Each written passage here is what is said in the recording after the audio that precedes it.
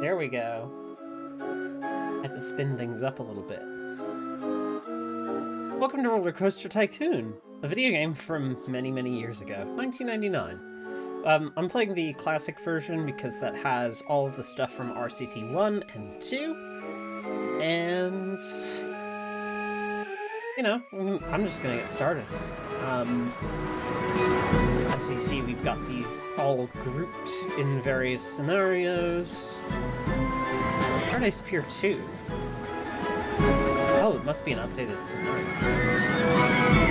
Anyway, I haven't done this in a while. I'm just gonna get used to building stuff again. That's kind of neat. Oh! Okay, so that toggles windowed mode.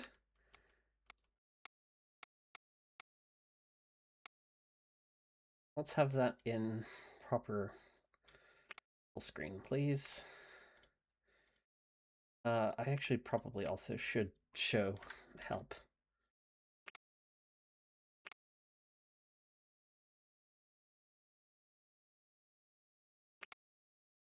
I can do metric and Celsius. Oh my god.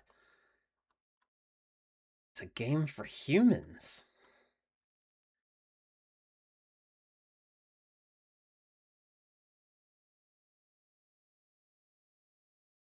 Display helpful prompts while playing. Great.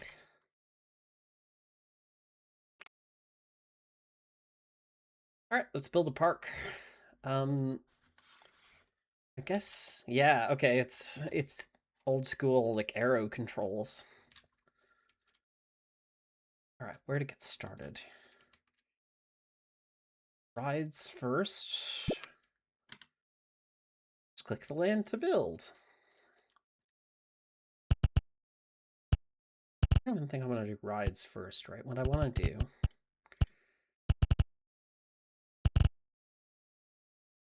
is create like a central plaza, basically.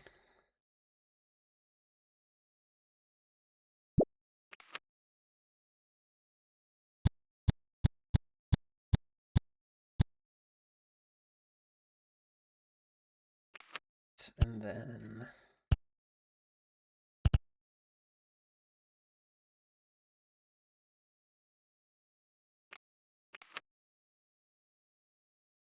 that'll get us started.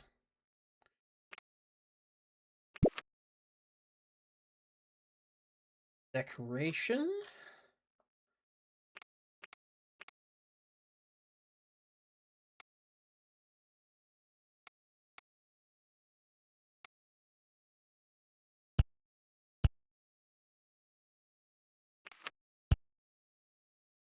Did I make this one too wide as well? I did.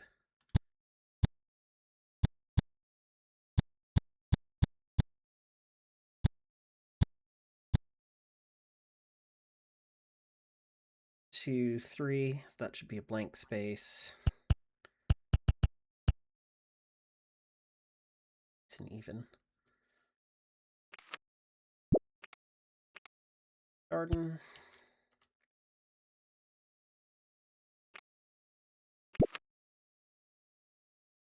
Ride selector.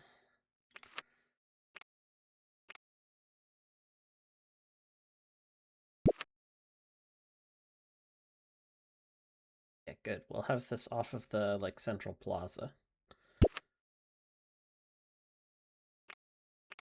Flag to open it.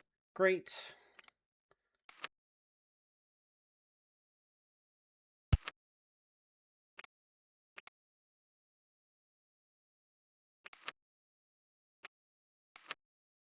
It's down. I'll open the park just while I continue to work.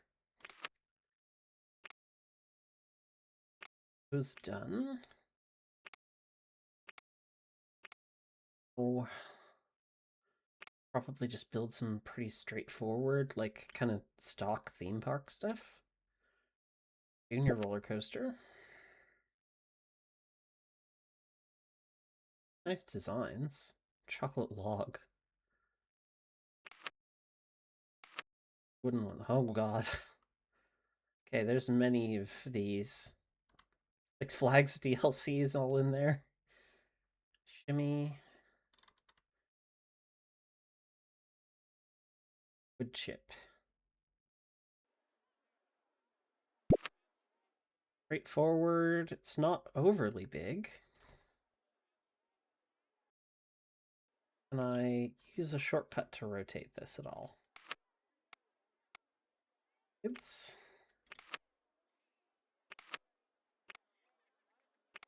I'll invest in the, like, wood chip is, 7,000, okay. If I do this, I can build maybe one other thing.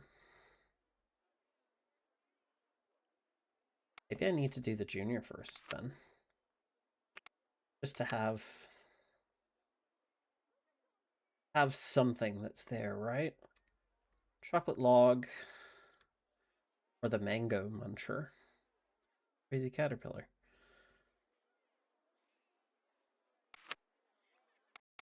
We're in a kind of foresty area.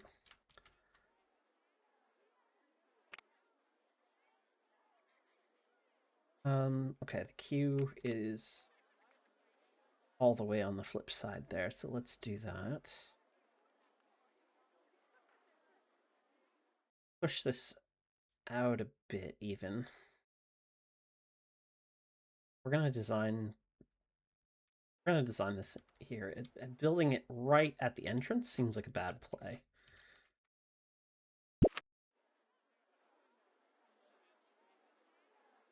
Get to it by linking up the footpaths.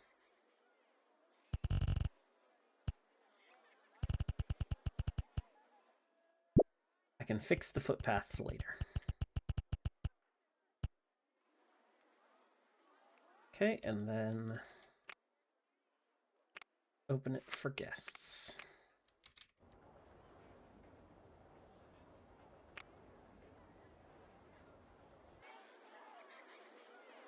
Sort out more later. Now for kind of stock stuff.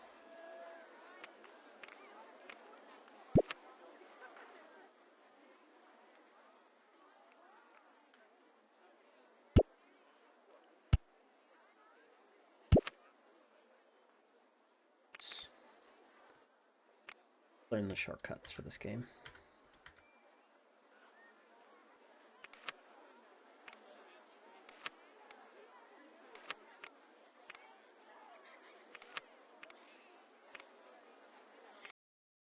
Pause buttons down there. Shortcuts. Topmost window, pause game. Actually using the pause key. Come in and out. Rotate construction object with Z.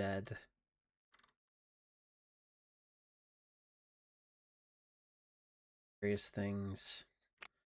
Okay, cool.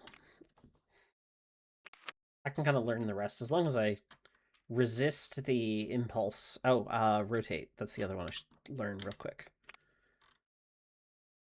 Rotate view. Return. Just enter? Yeah, okay. That'll do.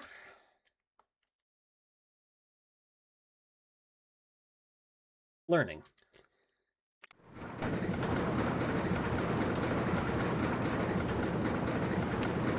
much does it cost to okay, great. But I need to work on making sure that I can afford to keep running stuff. Now I don't want lines to be too long. Not for a ride like this. And queues should be pretty efficient.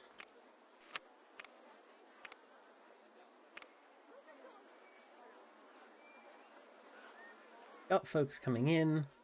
They'll get to the first ride. We received an award for being the safest park in the country. Well, great. We have only been open a month, but okay. Don't put the cart before the horse there. Build this.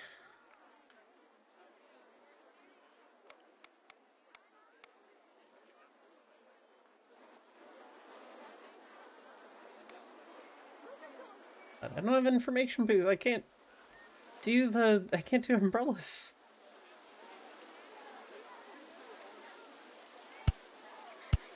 Pirate ship there.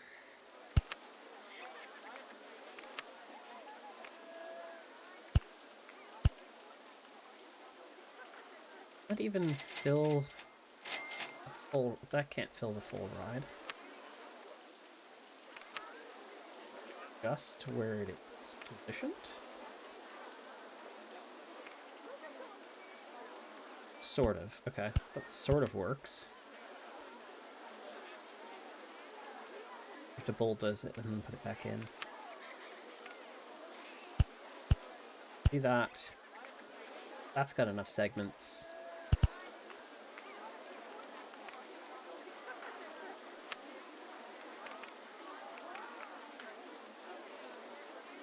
And get rolling.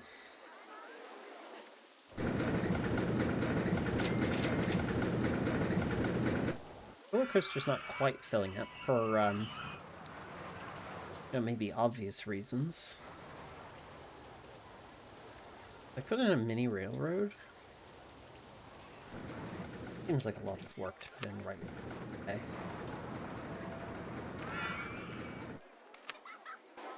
Got a couple of thrilling ones. Let's put in some gentler basics as well. The slide doesn't need to have a long queue.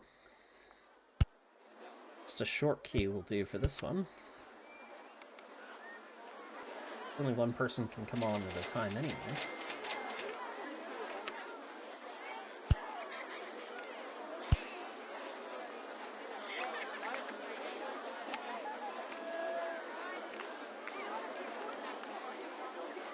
And we're gonna need staff.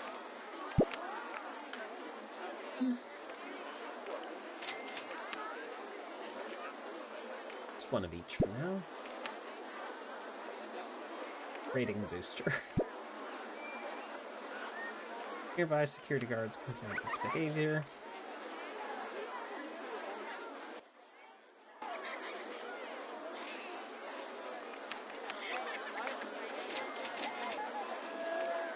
Since we've got rides and stuff going now, I can kind of think about what I want to do in terms of some of the decor around this front area. So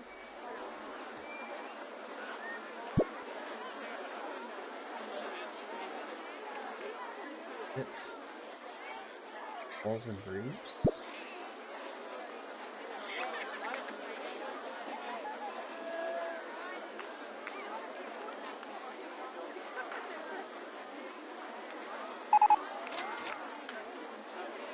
Ferris wheel now available. Tell you what, let's put that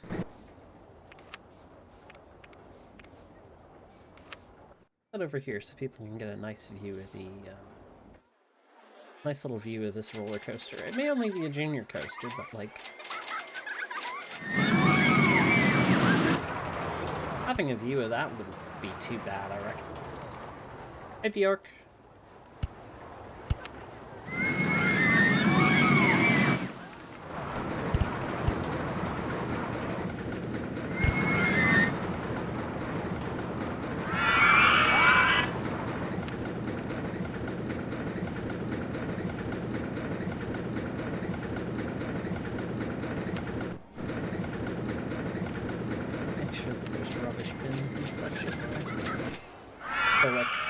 Practical items need to be present. And I should put some around the plaza too.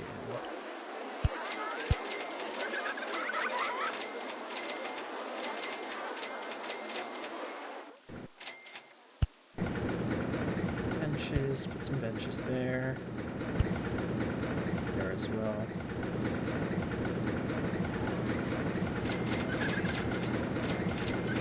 Forgot that you can kind of mitigate sickness by doing this, because guests who are sick they'll go for a chair. Couple TVs in the queue line. I don't expect it's gonna get too long that I have to worry about that. you know, we are starting to want to pull some more folks over to this side of the park.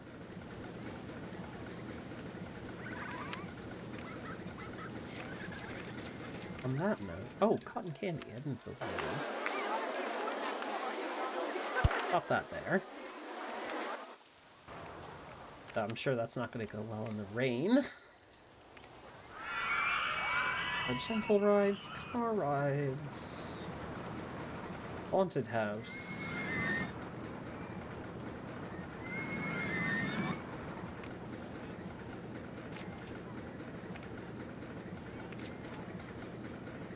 The lab has got something cooking. What's my goal for the scenario again? 250 guests in the park by end of October, year 1. Park rating at least 600. 781 is the current one, so that's fine. This is very much like get your basics in order and get acquainted with the systems again.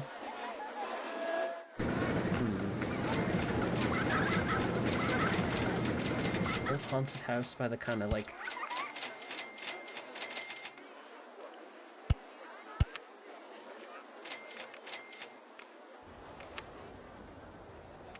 by the old like mining coaster, basically.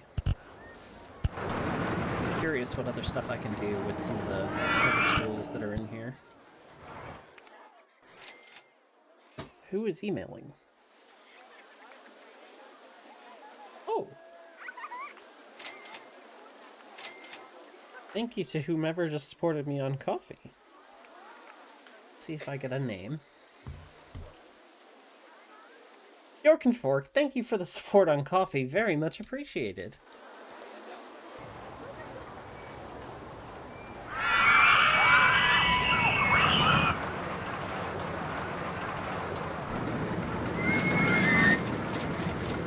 Aww.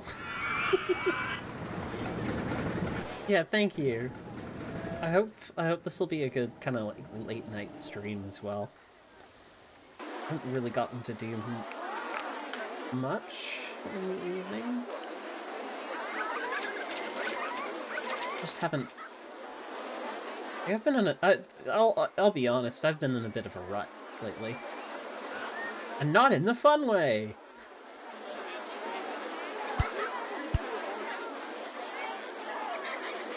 Fir trees, Asian fir. Damn, they made the tree white?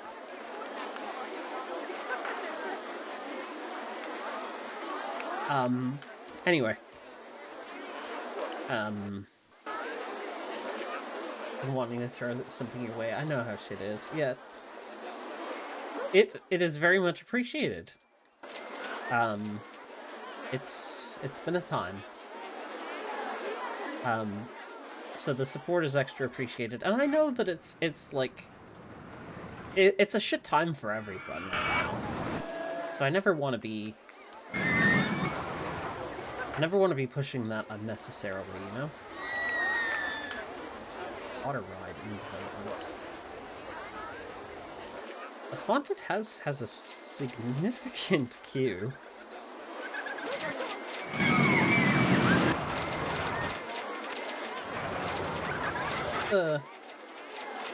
I can see the collective thoughts. Pirate Ship 1 is really good value. Oh my god, the sprites for the sickness. I forgot how bad they are.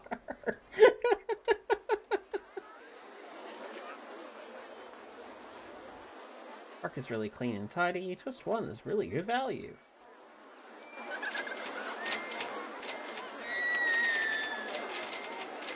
Nothing like that for the haunted house, so maybe we won't worry about that. But what I can maybe do then is bump up the price of the chocolate log. Still have this. I've got this huge blank space Because I thought building the roller coaster over here would be a sensible idea. But there's this huge blank space now that I feel like I need to do something with. I don't have a ton of money to do it with. Ain't that just the way it is?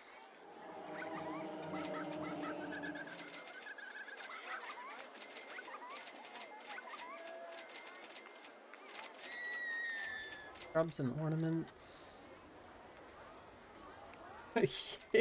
What an eternal mood. Yeah.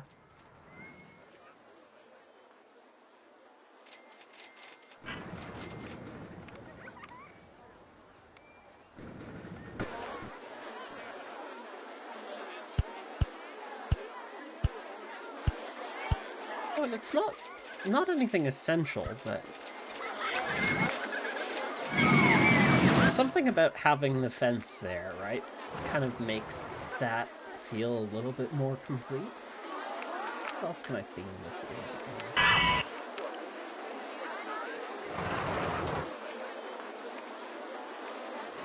House improves.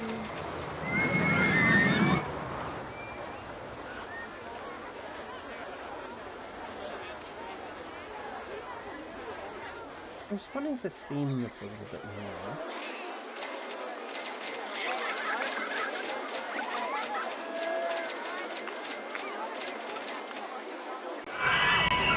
Mostly just the little trees, even. Chocolate log in the way. Okay.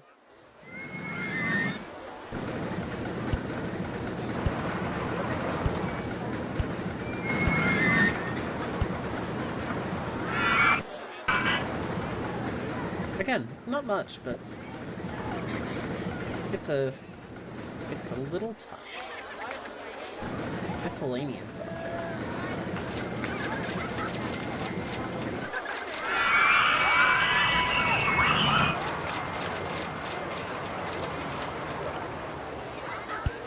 And we do a little bit of theme.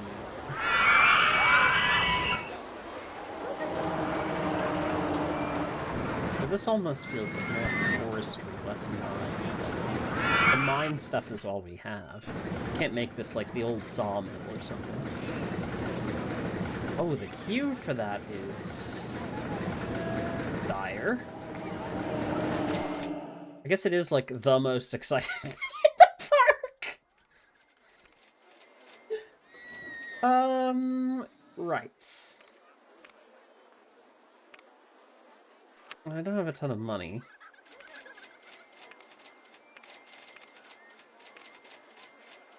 That is a nice sharp spike there.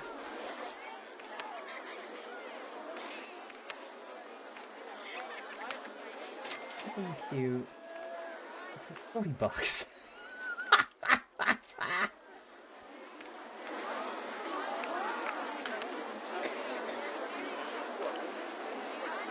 Actions summarized. Chocolate log is really good value.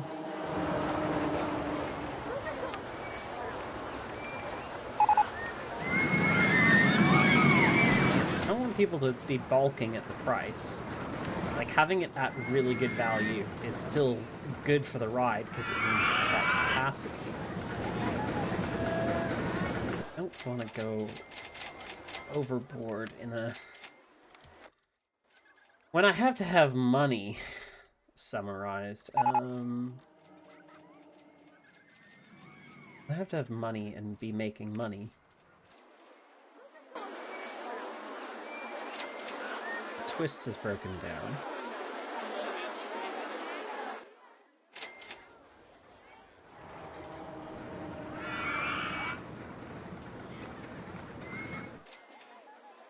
I wonder if...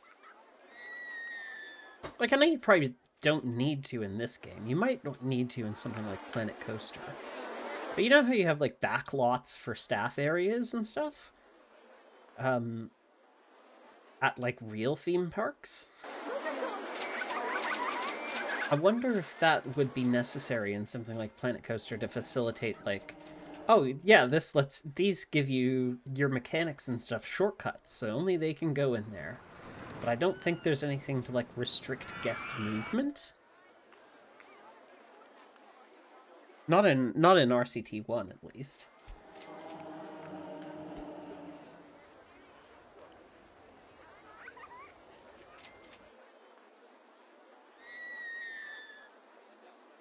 But in something that is a little bit more focused on the sim, I guess, like the Planet Coaster kind of style, you probably need to have that sort of backlot area.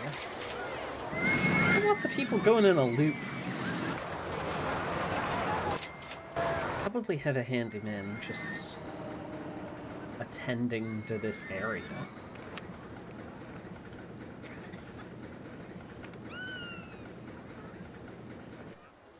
Plaza's all clean. But this area over here can get a little bit rough. I guess that's the sort of thing I'll need to worry about in the future. Right now I'm not overly worried about it. Finances. Weekly profit $400. Really doesn't seem like much.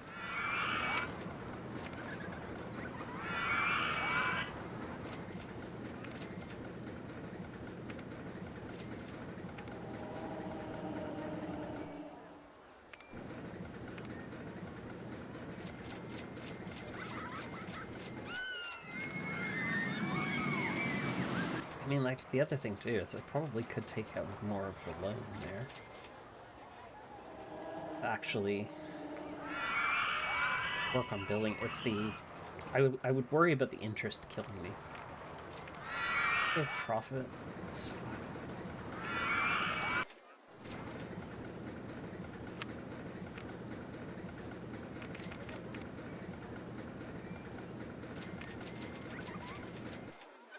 I mean, like, this is... We're at maximum queue length for this. A full train will go every single time. Can I increase the capacity of it?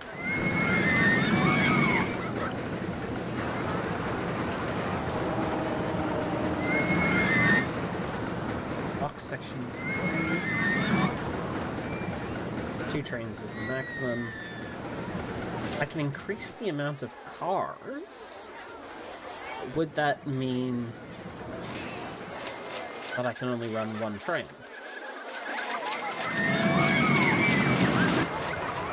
I don't want to risk it while everything's queued up.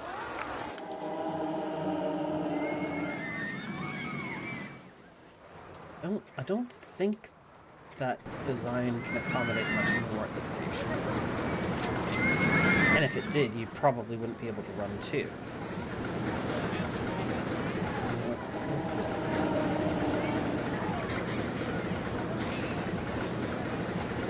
Yeah, like, it fits into the station, and that's it. If I were to go to 12, it would only fit one train car. Some of it would be on the brakes, and you don't want that.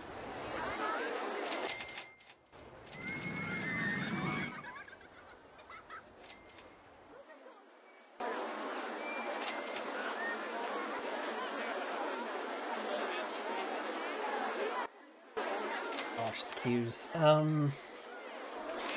Yeah, okay. It's gonna have to be a take out a loan and go from there. There needs to be something else. Oh, you know what? Merry-go-round. I can do that without breaking into the loan.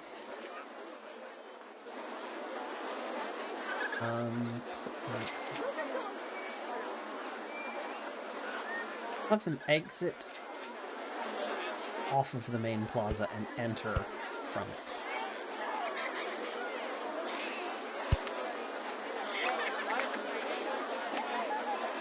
In plaza.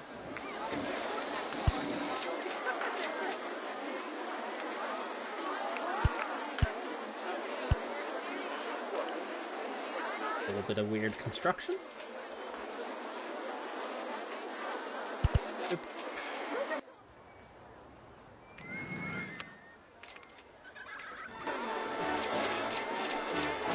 There's that classic music.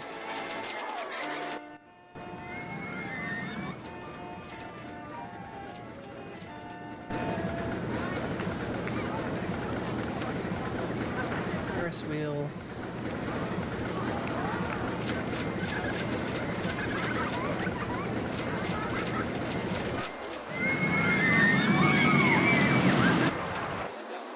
What the... That... Okay, yeah, that's a little better. That's like more on theme for this area.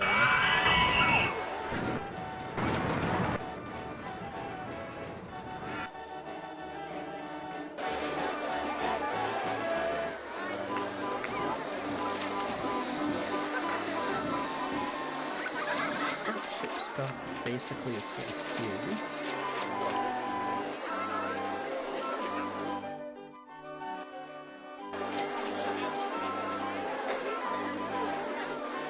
Coffee follows.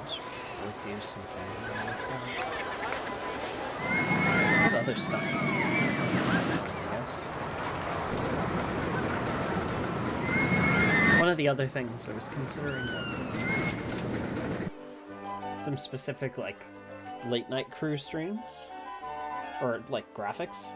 I was thinking.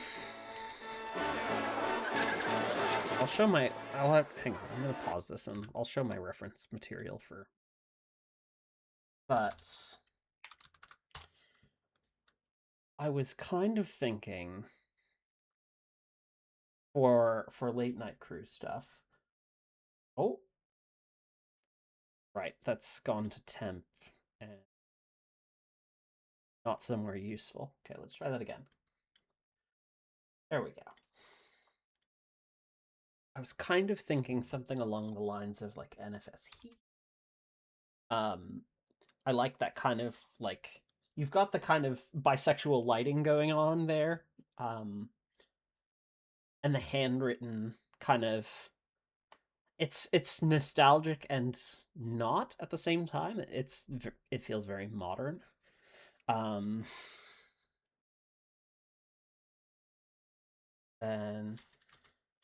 also thinking of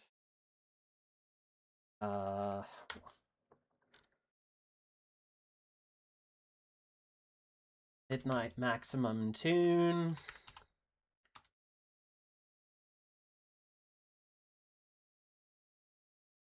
Like taking some inspiration from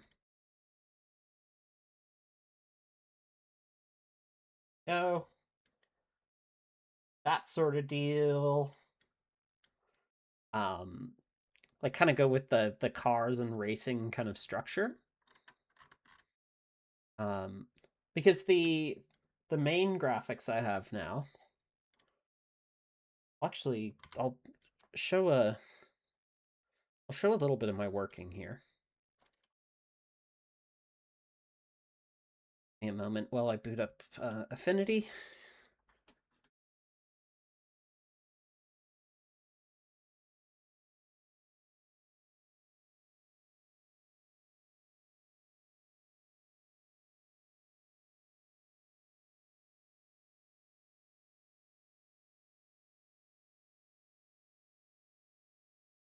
Pop on a display capture.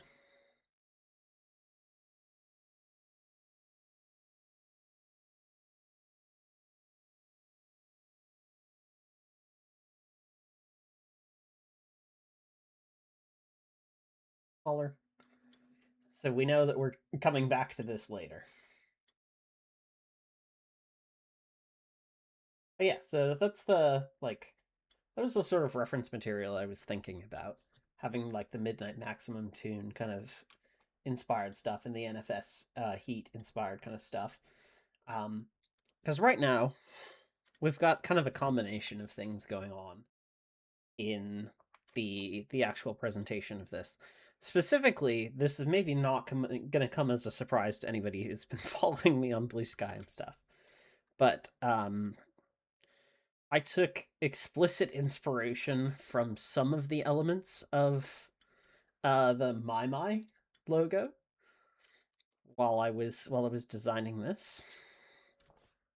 Specifically in like the stars in the background and stuff like that, without getting too fine.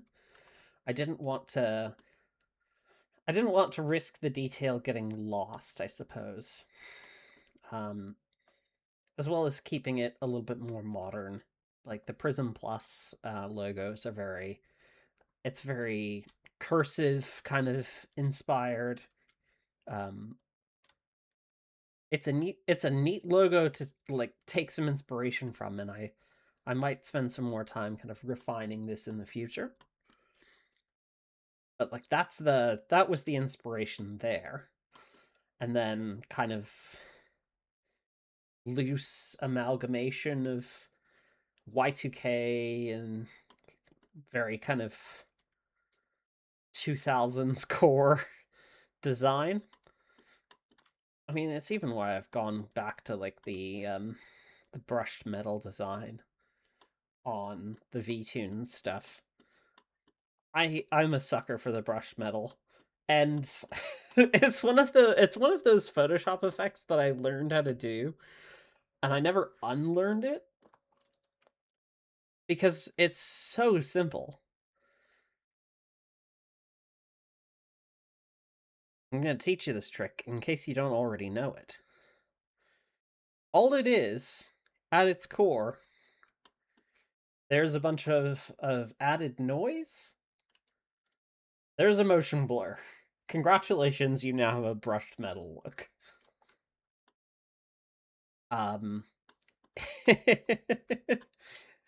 It's so simple and yet so effective. Like there it is with nothing on it. Nothing at all. It looks a little bit more modern, but this feels a little bit more comfortable to me. Just that little bit of motion blur, and then all of a sudden you turn all this crap into, yeah, it's the brushed metal look that Apple was using on everything in like up to OS 10.7. Now they've got that new liquid glass stuff, which is on a technical level very cool.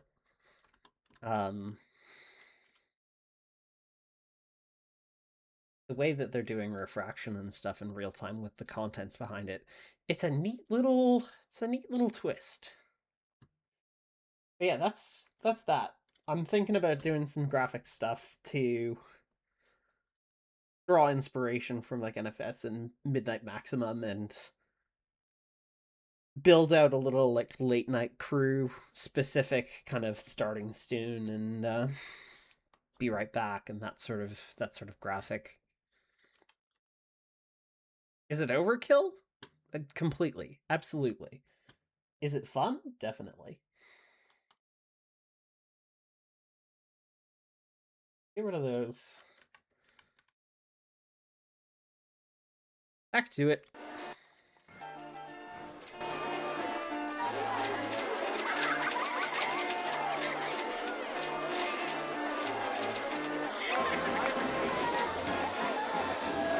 And more benches. I don't need too many, but a few in the plaza can't hurt.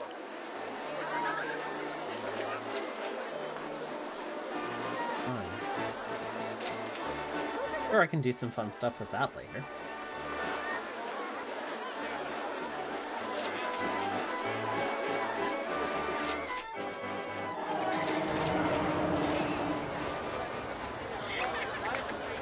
Jeez. This is just this roller coaster is just continuing to be at capacity.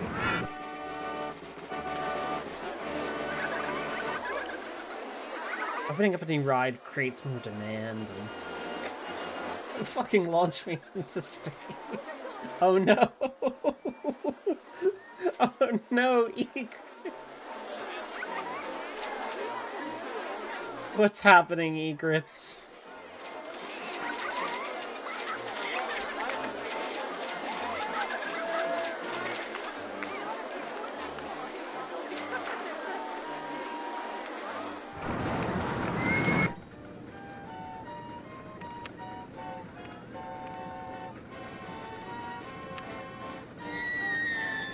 Oh, this would be right in theme. Oh, that's neat. That's a very different ride without the scenery. That's a pretty fucking cool toggle, actually. $5,000, huh?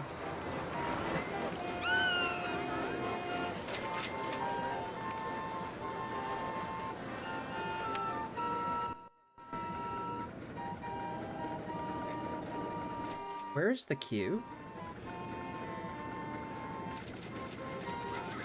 I think you should build a roller coaster that launches me.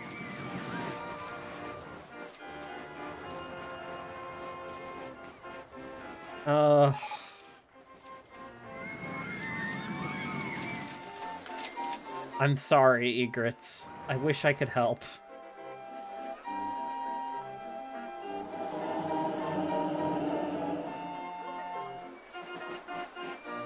Oh, so the queue is... Oh!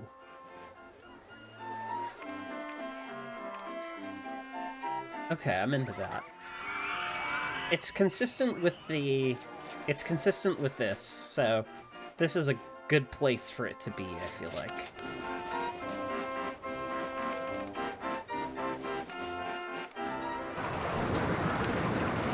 Oh, and it actually has the...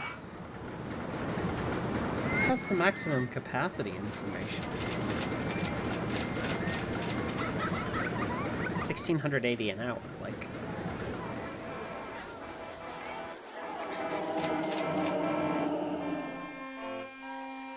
I also love riding the information kiosk. Ferris wheel is broken down. Oh dear.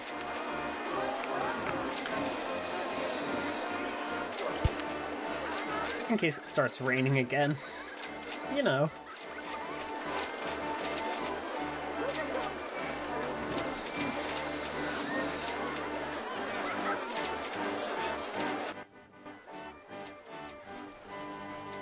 I mean, we're back to having a bit more of an understanding of the systems here.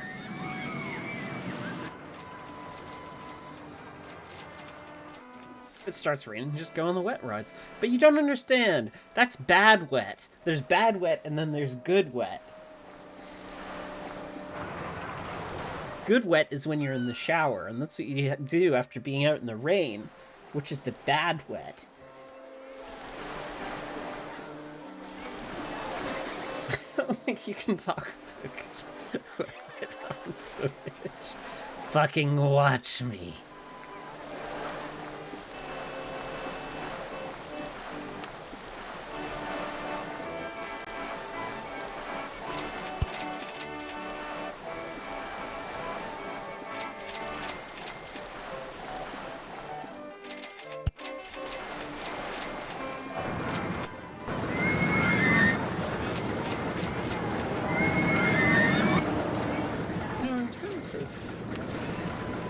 Theming and stuff. Oh, it's not in Just Land.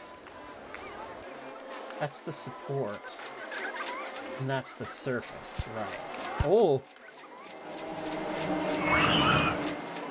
What I want to do is, like, have a paintbrush for this, though. Like, I don't want to be adjusting that. Not the height like that. I would like to actually just... That's doing corners. Oh, is this... Does this let me paint? Nope, that adjusts whole sections. And that's all of my money.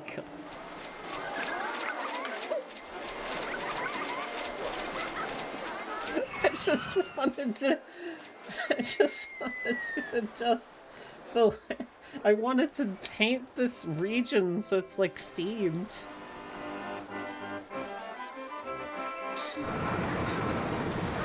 Completely lost it.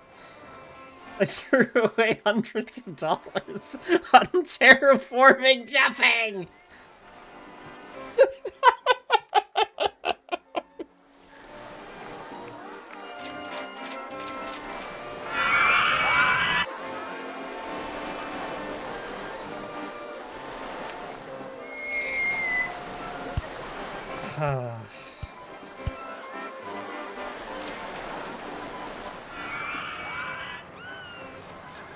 Ration? We're in August of the first year.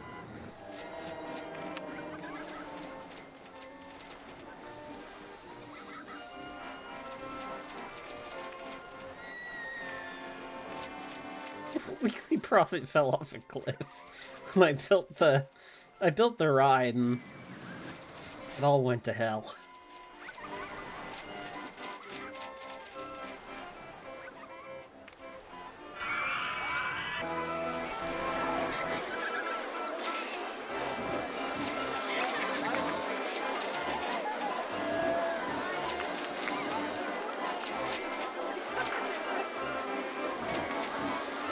Uh-oh.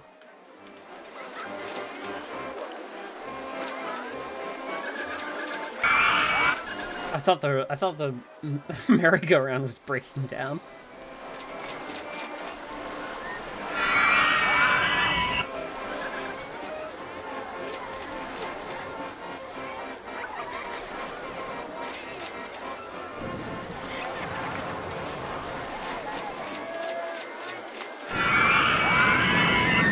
Log flume's doing well, at least.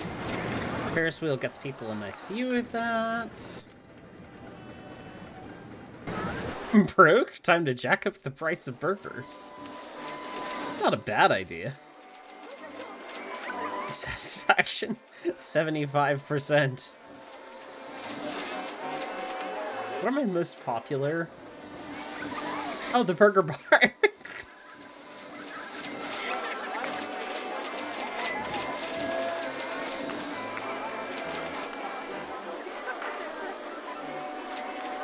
Don't let people out of the park.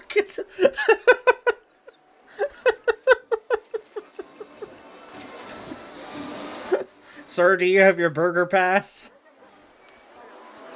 I'm afraid I'm gonna need you to turn around, sir. The stall is not open. Okay. I have an idea.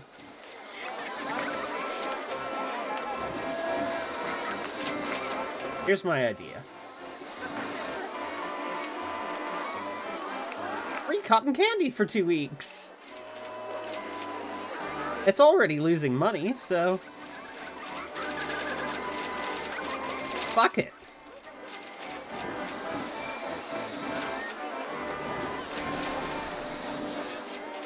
See, like, the stuff that you've suggested so far, Egrets. The, like, oh, build a roller coaster that launches me into space and stuff like that. I know a lot of people play these games like that. And the temptation is present. Believe me. I don't know, I've never really...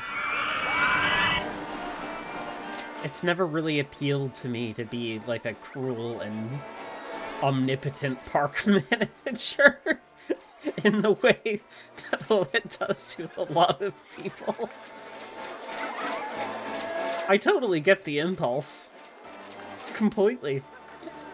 It's just... It's just an evil clown fantasy. Oh, that's why people like watching the Terrifier movies, right?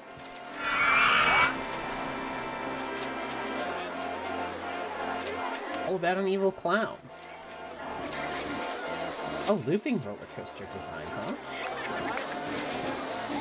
Is it gonna be done in time for the scenario to be... 150 guests in your park by end of October year 1. Park rating will be 600. I mean, I'm obviously gonna manage that.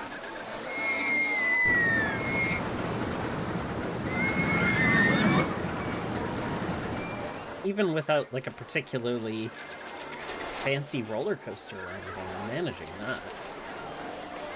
Wow, the capacity of the splash mine is really high. Capacity of... popularity, 100%.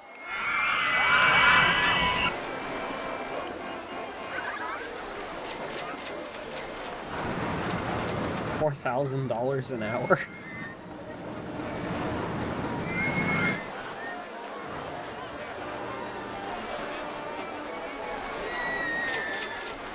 Obviously, the splash mines are operating on amateur hour.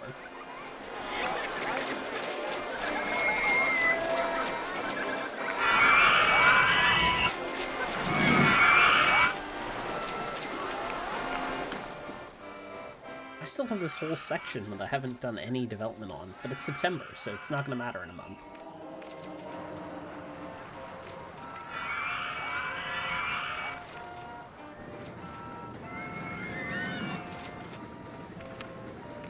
What are people's thoughts? Flying Dutchman is really good value.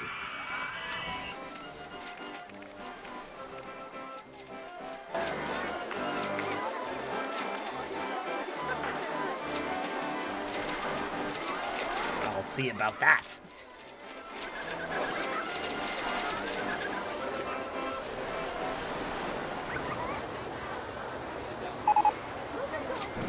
The looping roller coaster is now available. That's good. Let's have a look at that, shall we?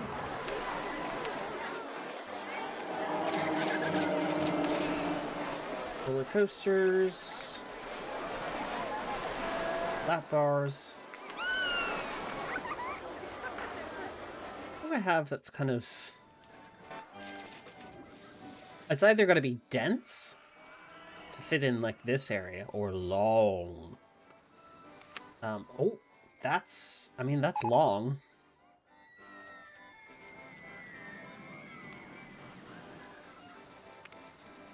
That is what that was.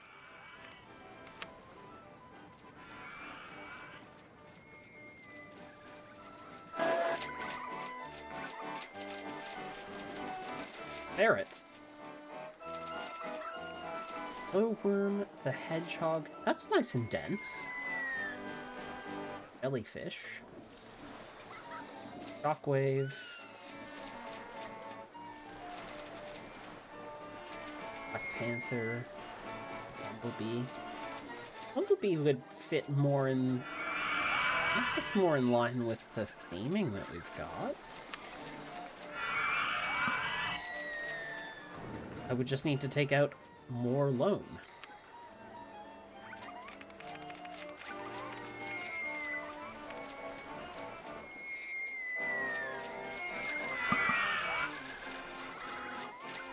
Push a button and just have $1,000. Boy, that would be nice.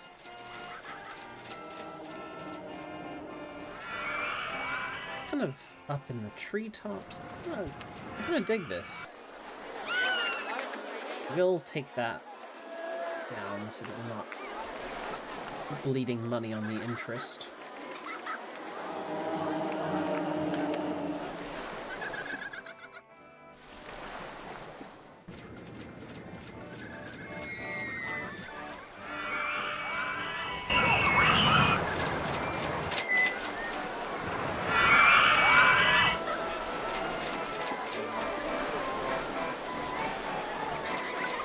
Egrets was mentioning earlier that we've been struggling with working 12 days straight to support a radar upgrade with basically no acknowledgement.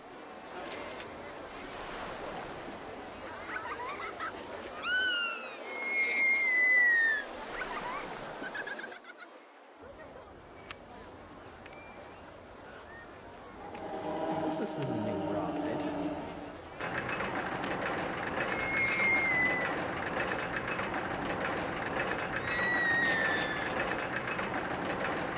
Let's make it popular.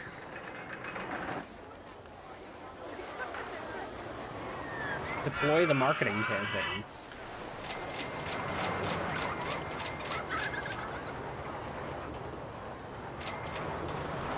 So is the capacity of this... What is the capacity?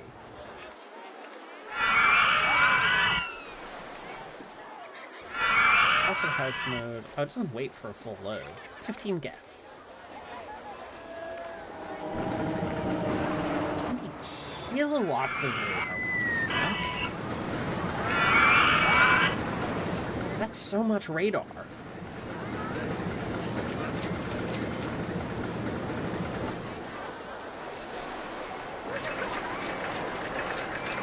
So, if 11 people can fit in the queue...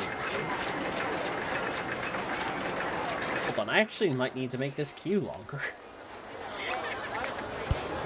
Actually, make it so that this meets capacity. Alright guys, one sec.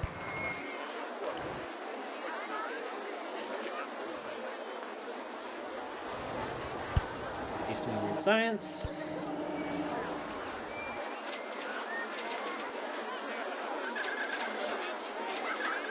Some terraforming disaster.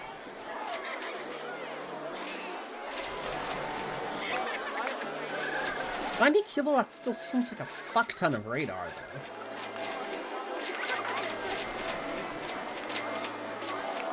though. No?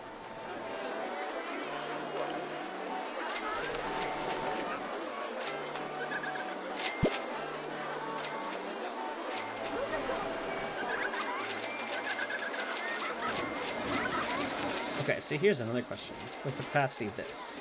16. 11. Oh yeah, so that'll fit more than one load in the queue. Brilliant.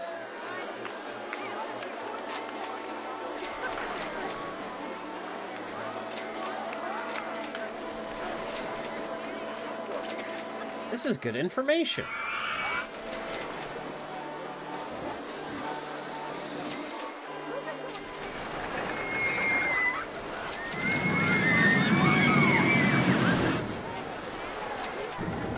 These poor guys. Oh no! Oh no!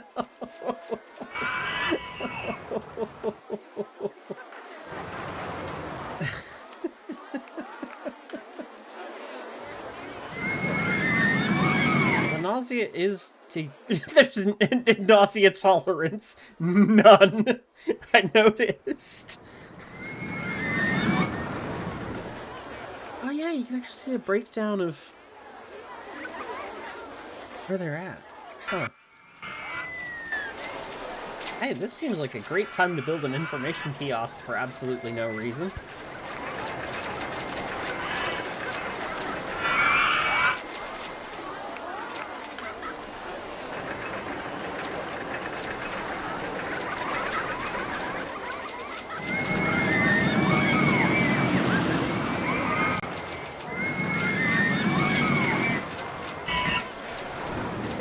Information. Ride this if you have nausea. Oh, it's more so that I can sell umbrellas in this rainstorm that's appeared. Pay down another $1,000 of the loan.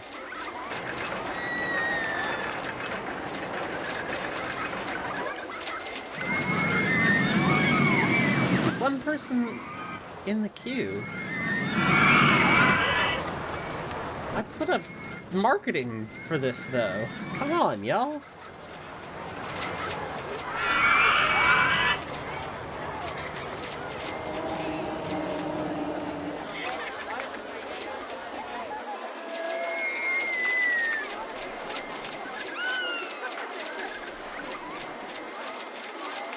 It's here. I mean, hey, we're at 580 guests on, like, the basic bitch park.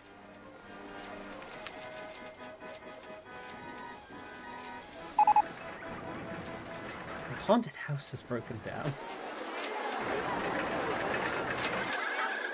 Got real ghosts inside of it. Watch out!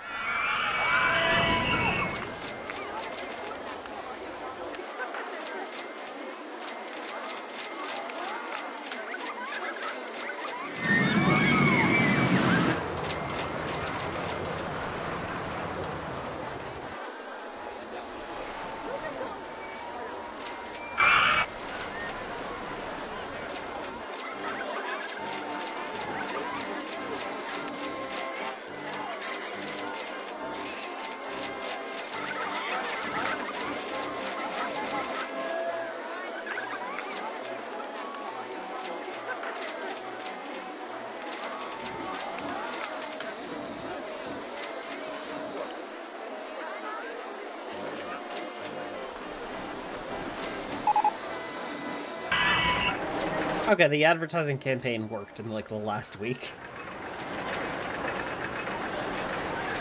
You should let me name these. Okay. Can you name the haunted house?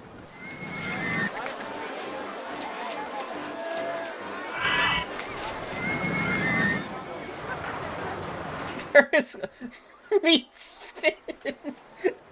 Sits and rotates.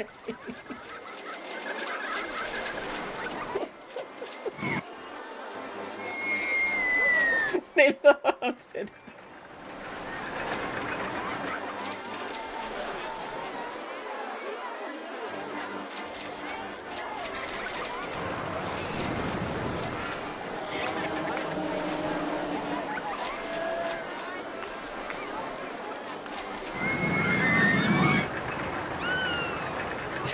All my names are rotation based.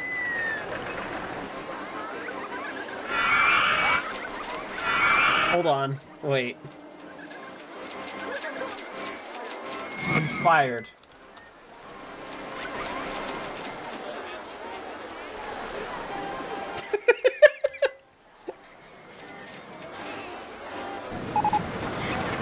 Hop on the wheel.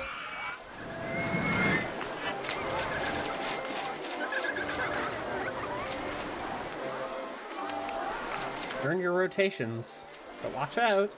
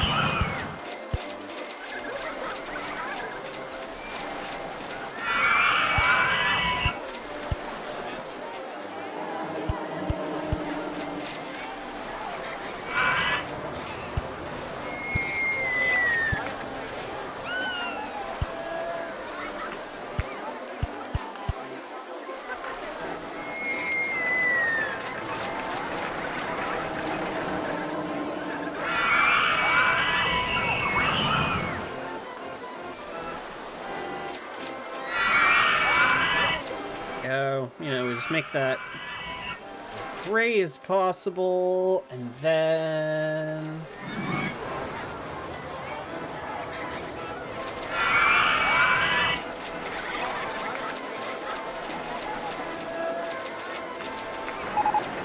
add it to Toronto.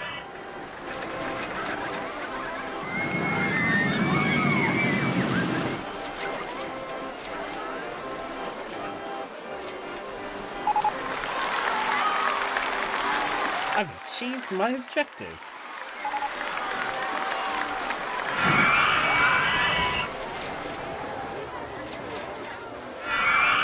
Entering my name for the leaderboards.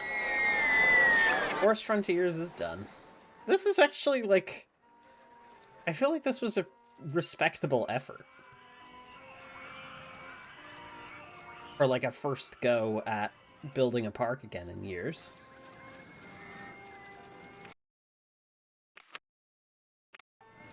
Save that, and we'll move on.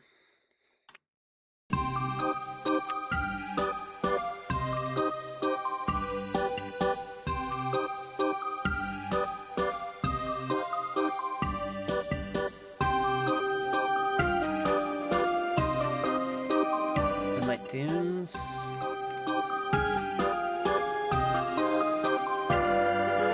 $650 guests in the park at the end of October year 3. Park rating of at least 600.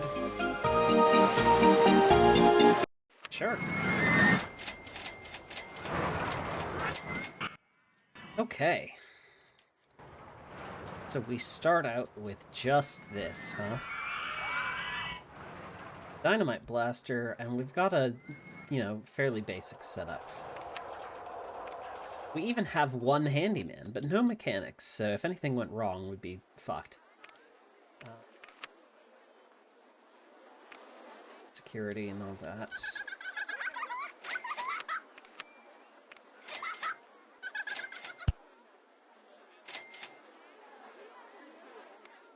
Rubbish bins, and critically, outside of the roller coaster, you want some benches. Okay, so here at the dunes,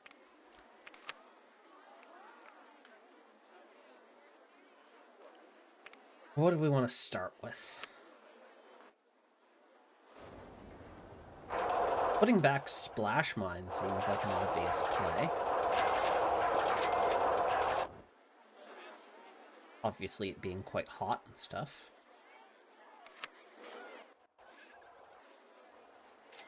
It's economical on space, it's on theme.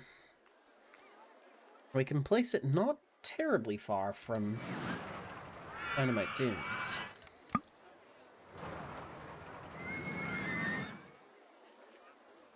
Just squeezes onto there.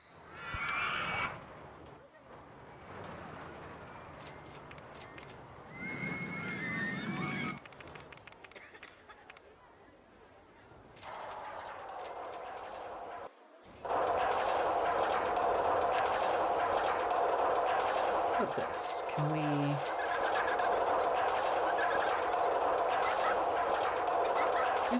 Where's the capacity information? 2 or 4 passengers per car, 3 trains, 5 cars per train. You need to do math.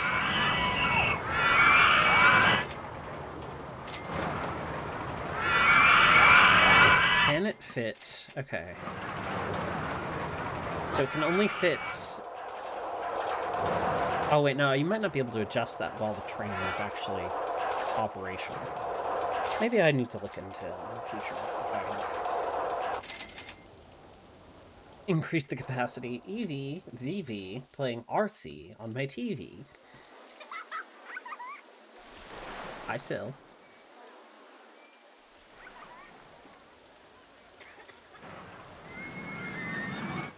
It's so many individual letters.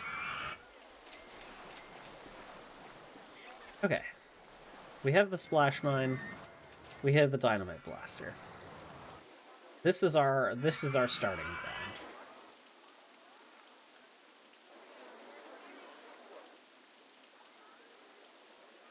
Is the next step then to... Probably to, again, make a sort of central plaza.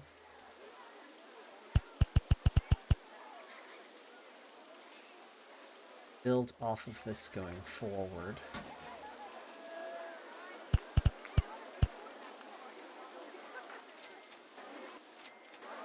Create some themed areas around here. This can branch off into a couple of rides. We can have a central plaza.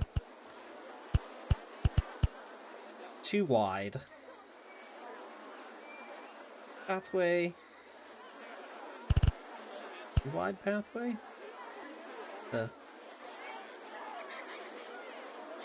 Make it look a little bit more even. 3 wide pathway.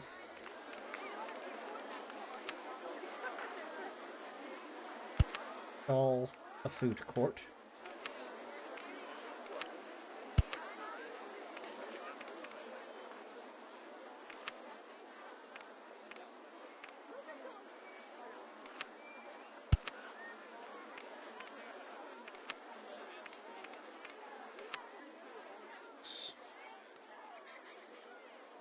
Streams.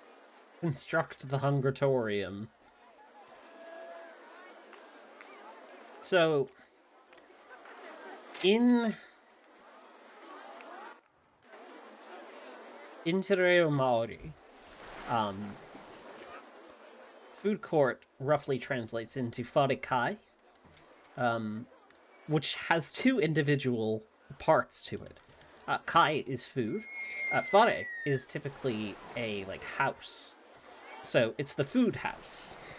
Which or the home of food.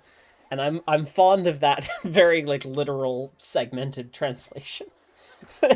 Building the Burger Nexus from the cautionary tale. Don't build the Burger Nexus.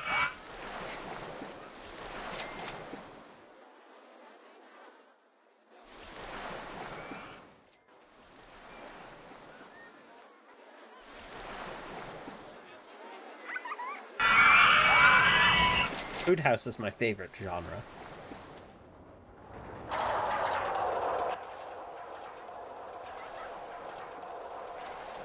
With all this space on the like hills here, which makes it a little bit of a challenge to actually build upon.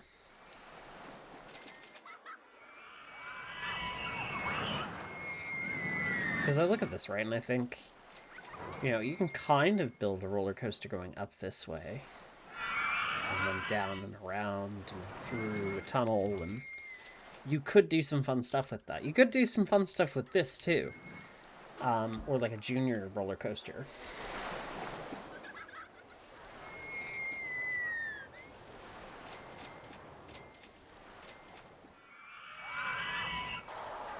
Taking advantage of the terrain is an interesting challenge.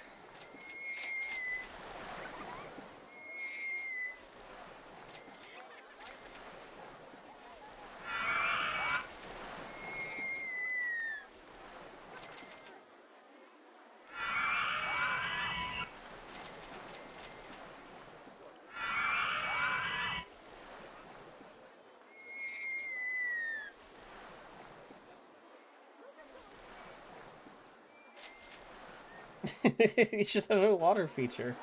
Nothing says a testament to the arrogance of humanity like building a water feature in a desert. You know what? You're right. I think the scenery that's in development, it's classical / Roman theming. Why? The geniuses in the lab, this is all they could come up with. Oh, God.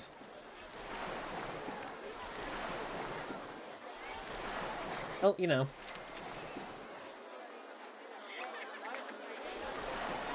Let's keep it semi-traditional here. Just choose a shitty spot to put this.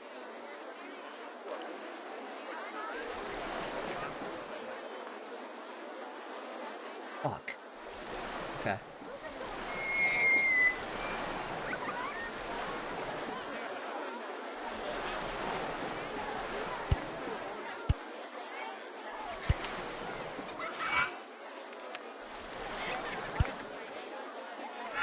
No effort to... I'm not going to make any effort to fix it. I'm just going to, you know, bitch about it and hope it fixes itself.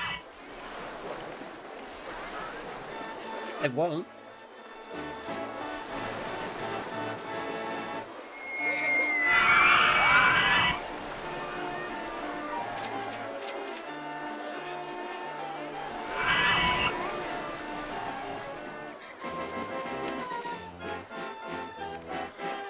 Fences and walls, gardens. Metric fountain, dolphin statue. Ooh, I can just do kind of... I can do loose fountains. Hey, you know what? Let's build a water feature.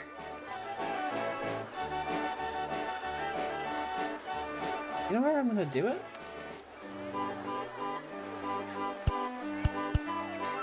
Put it right in the middle of this.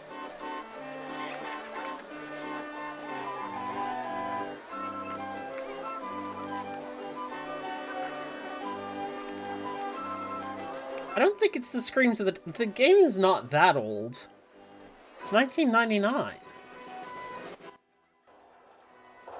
I'm older than this game. Like, these aren't the screams of these aren't the screams of dead people. It's just they're adults now.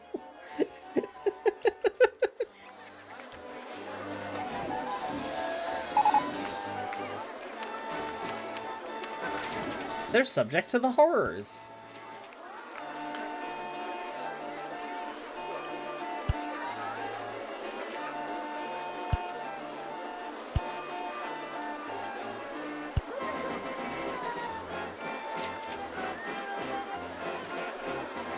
Recorded them after they died.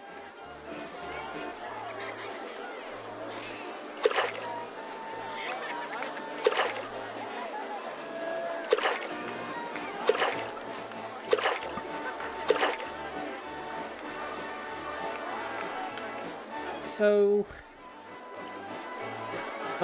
I can't have exposed water like this?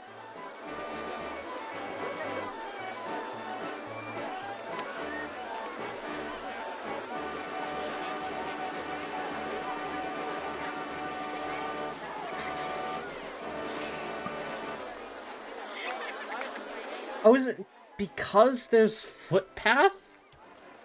Yeah, because people are walking over it. Oh, okay.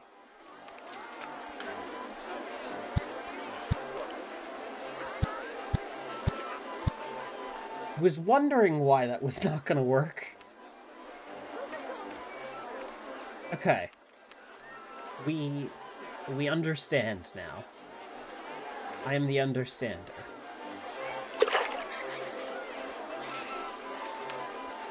And I build fountains atop that.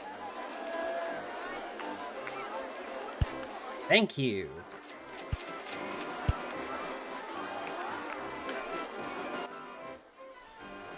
Ta-da! There's my shitty little water feature. Just need to fence that in.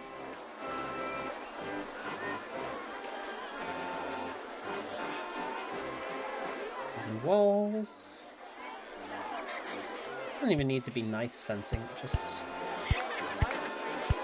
no. Keep the kiddos from falling in.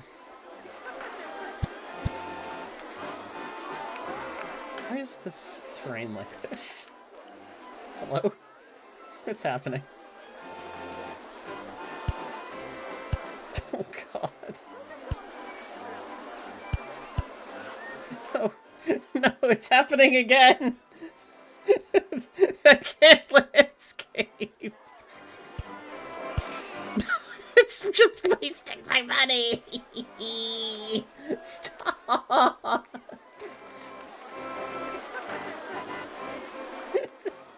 I need to get out of here. I need to leave this alone.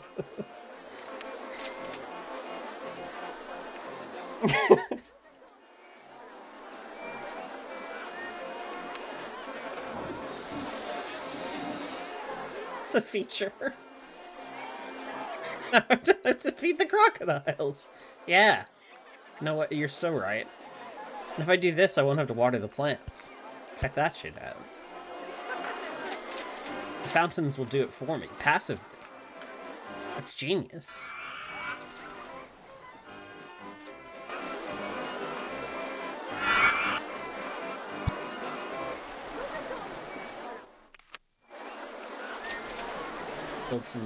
Build some more stuff. I need to stop thinking about just how badly that attempt at doing the thing went. No, the entrance needs to be moved here.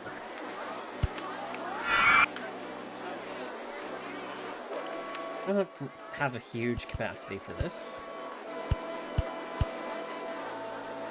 That will allow more than the capacity of the ride to fill up. And you know, there's kind of a constant flow of people through here.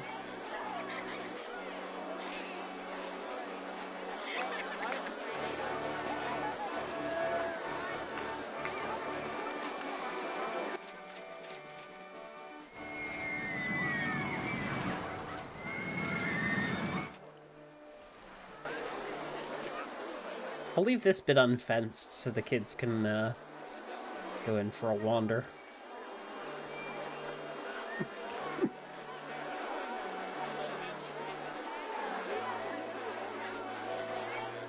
Gotta feed the crocodiles somehow. let's look at our scenery. Freeze, please.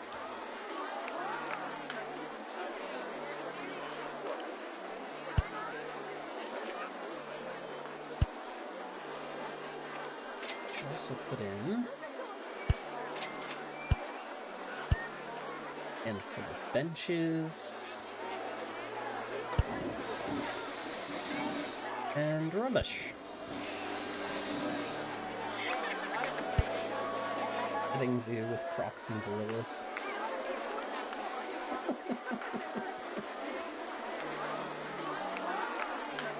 Keep little Timmy out of there. Oh, sweet! I can build the Coliseum for $200! They said Rome wasn't built in a day, but check this out. You pet a shark once, not Despia. I have also, similarly, petted a shark. And manta rays, and a horseshoe crab, and a whole bunch of other stuff. Horseshoe crabs are fucked up. Just saying, you know?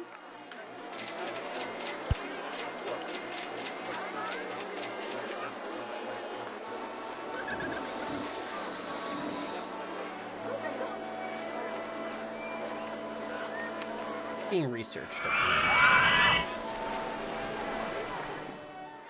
Stingray pet Steve Irwin once.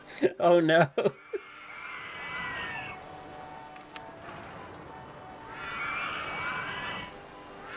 Okay, what do I don't really need to invest in transport for the moment. Dental rides. I have enough of.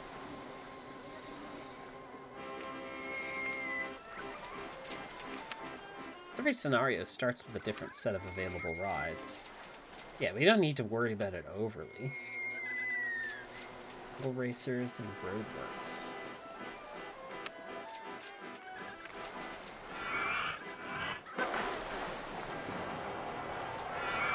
Maybe that's what I can build out here, is a little, like, car ride.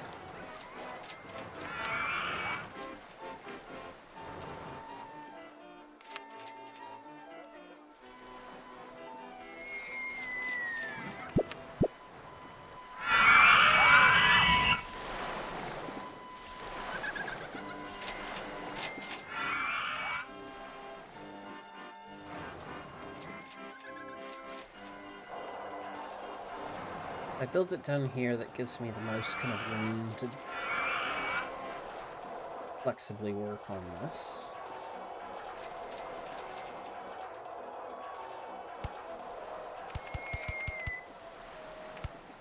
Platform. Enough for a few cars.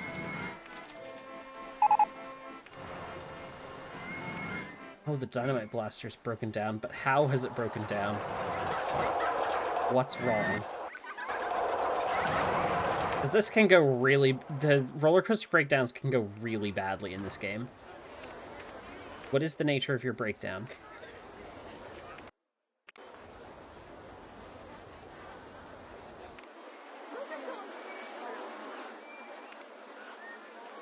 Oh, the restraints are stuck. Okay, that's not the biggest deal in the world.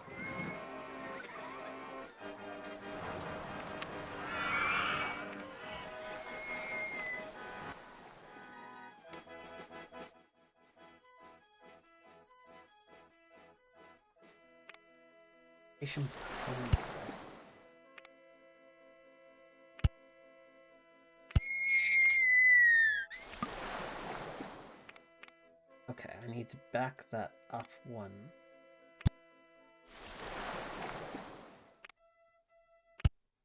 Yeah, okay, that lets me keep it to the level.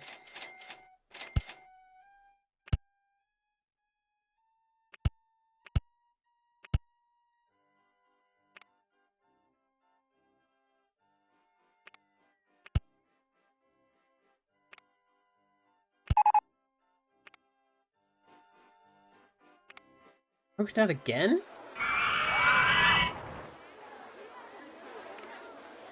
What's up now? Oh, the lift chain is stuck. Answer located. Almost really bad, also.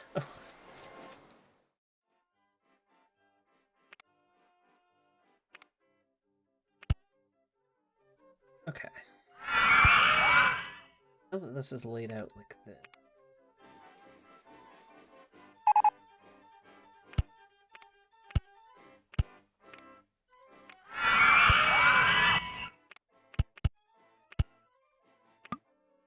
Too high for the supports.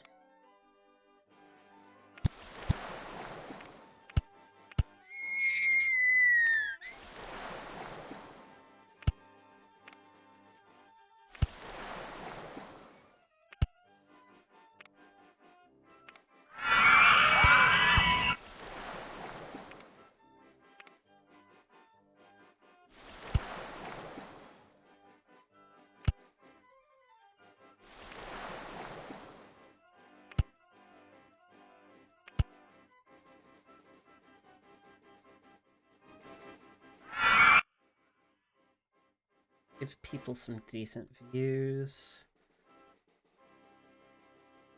Just realized I'm building Suzuka Circuit.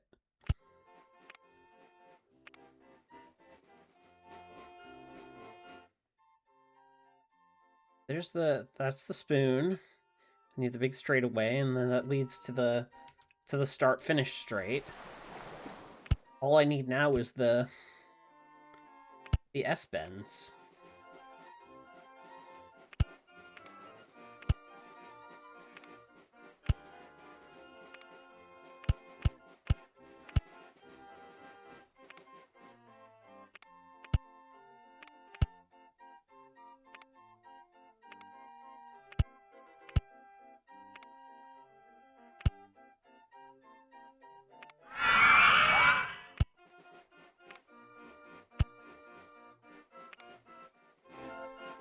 It's like it's a miniature Suzuka Circuit. With a decent view of the park, like you... Honestly, what I think I'll do... This section here, I want to lower it by another couple points, so you have like kind of tiers of it, and then I can build the scenery around that.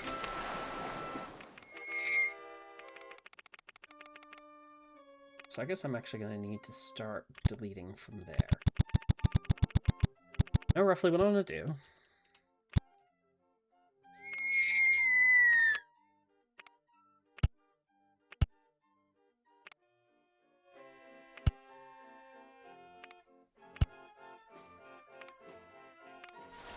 Portions of this.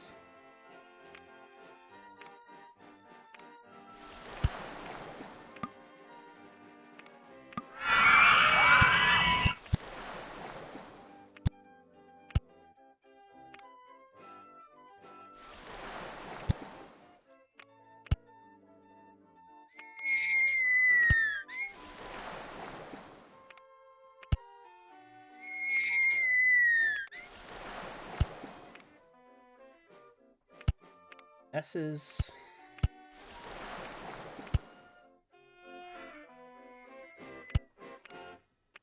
Or turning to ground level.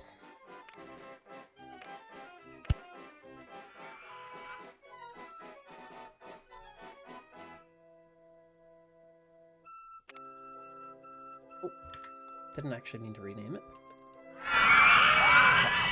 Okay. Entrance.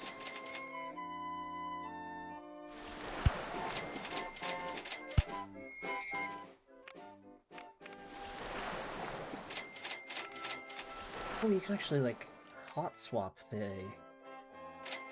Oh, that would be useful for, like, saved rides. Different colors per vehicle.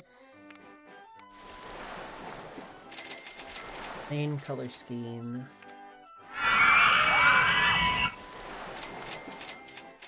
That is a bit much, but...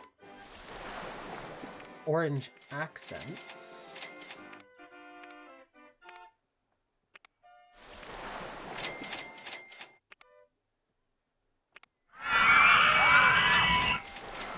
Need to customize each individual car color there as well. Maybe I do that at a later date.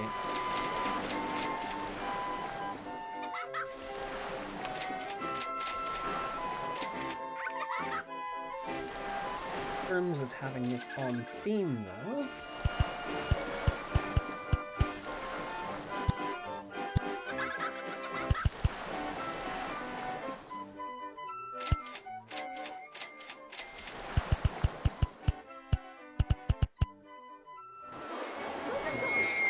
way.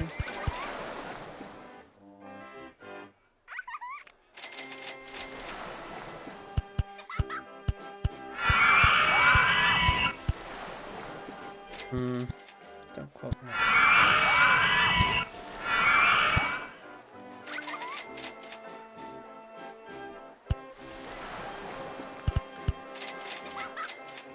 That'll do.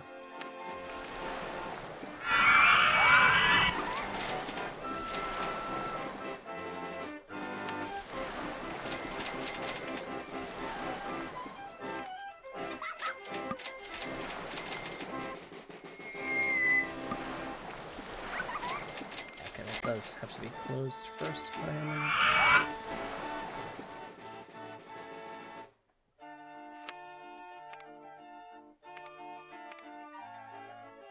Got trucks. Oh, they're like little K trucks. Aw. Excitement factor +3 if you do racing cars, but the safari cars are kind of neat. Cars 18. That's still more than is in the station. I don't want to go overboard because we want people to be able to flow in and out readily. I should have actually counted. 12? 12 just fits. So there will always be a means for someone to come in and be done.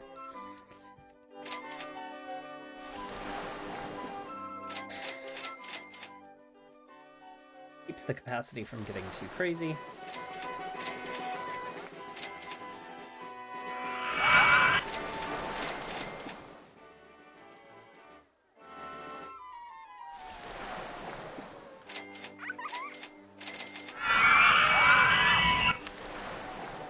You know what, since I mentioned it,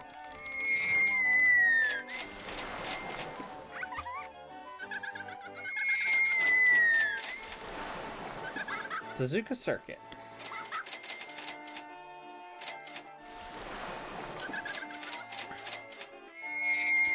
It's actually it's the reverse layout. If I rebuild the station, I could make it go in the proper direction. But this would be the reverse.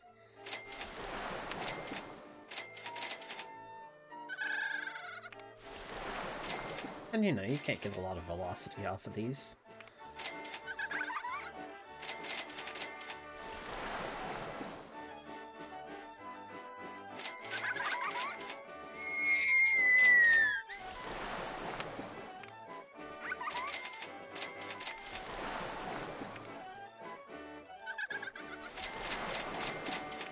No speed adjustments?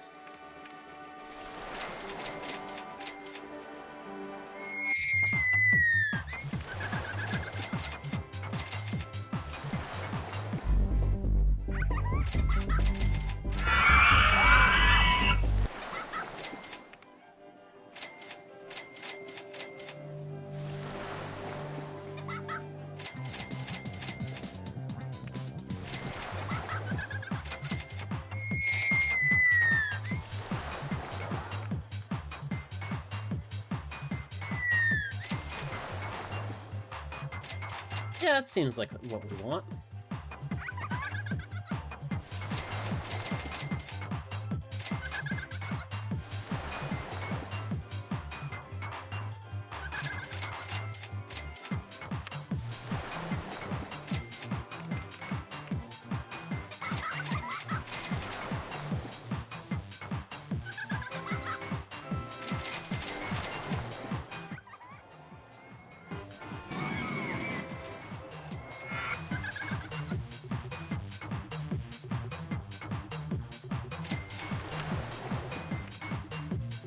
terms of theming and stuff, what can I do with this?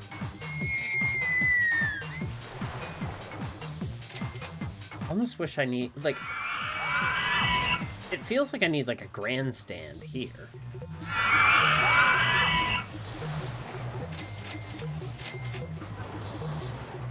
A mini grandstand. Support structure.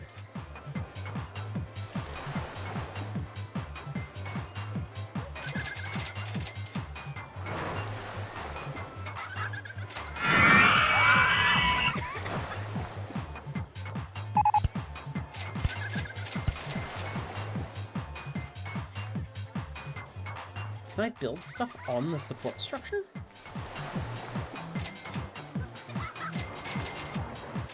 No, it's just, it exists as its own thing.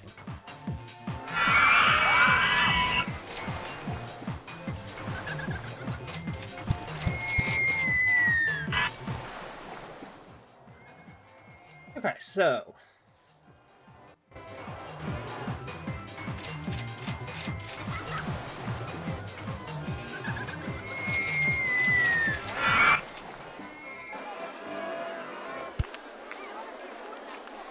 Back at the park entrance.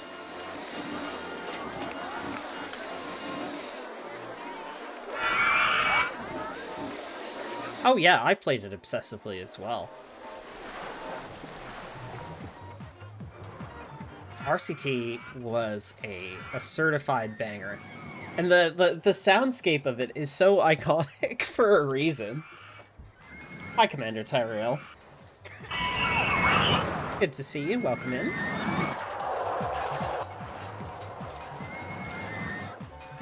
And, like, even though the classic port has gotten some modern touches, like, there's some more modern fonts and stuff like that, it's genuinely quite nice. It's good to be able to play this in widescreen and not have to, like, do any weird hacks around it.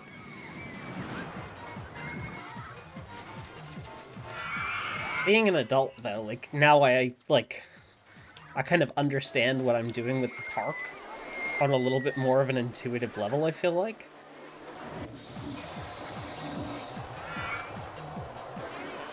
And while the simulation's not as advanced as something like Planet Coaster, I don't really need it to be. Not yet, at least. Like, I don't know, if I get really into this genre this year. By the way, Teriel, didn't you win the, it was the Anno contest that was happening recently, right?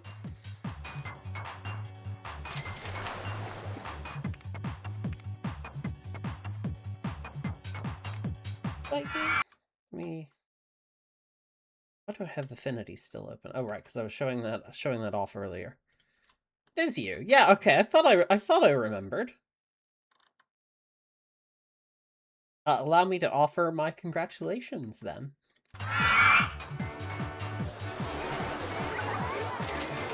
I'm glad that I remembered correctly. Yeah, seriously, congratulations. It's huge to win something like that. Because it was Rome built in a day in the new Anno game. Yeah, congrats.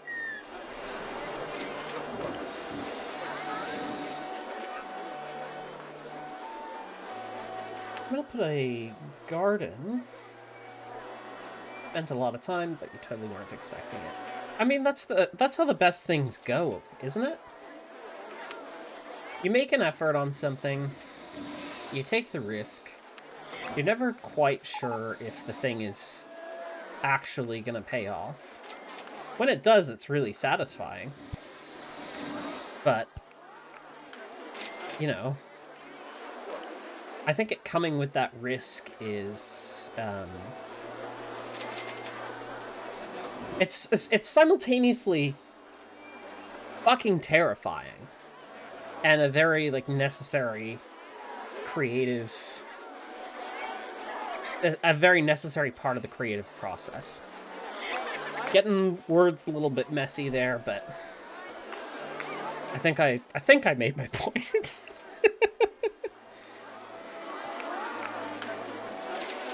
No risk, no reward. Maybe I could have summarized it better like that. Thank you for the Prime subscription as well. Very generous of you. I'm gonna need another... I'm gonna need a handyman to just patrol these areas, I feel like.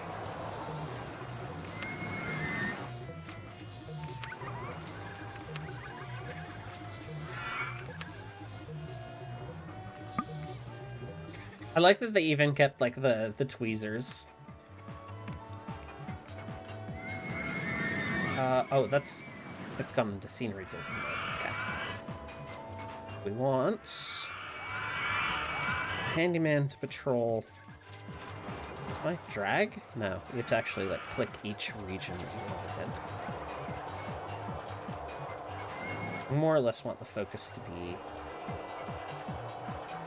on this sort of section of the park.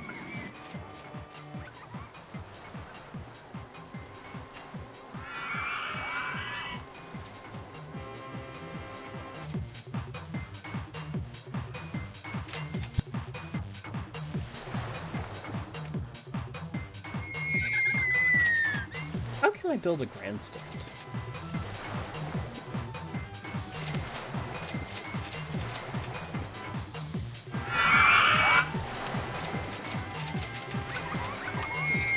I want something to give the, like, spectator experience, I guess.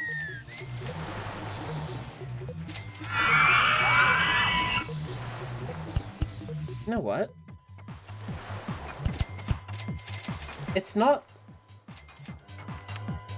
great, right? Like, what I'm doing is not going to be ideal, but... Can I, like, raise the... Can I raise this by halves?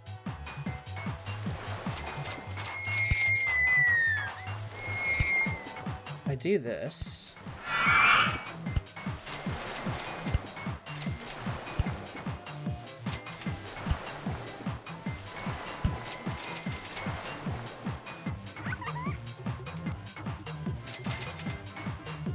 And then... Oh, the guardrails. Unless that still works. And I put benches atop the guardrails. I really thought I had something there. And now I've just made more terraforming mistakes.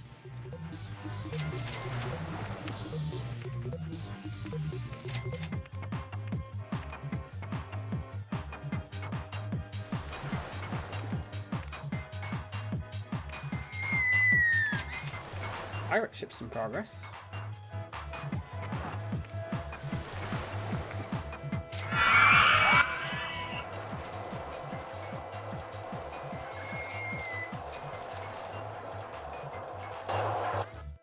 Still, like, I'm unsure of how to theme this. And maybe it's just I don't have the components for it.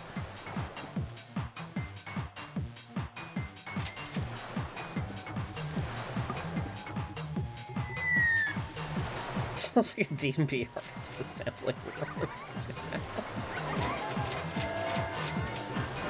Oh, if you put the signs, like, next to the entrances and stuff, it actually makes the sign show the name of the thing by default. So, like, that's put it on Splash Mine and...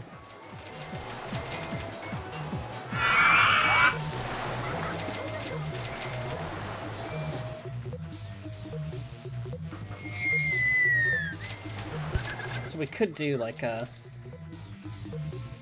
sign there. I've done it again. Suzuka Circuit.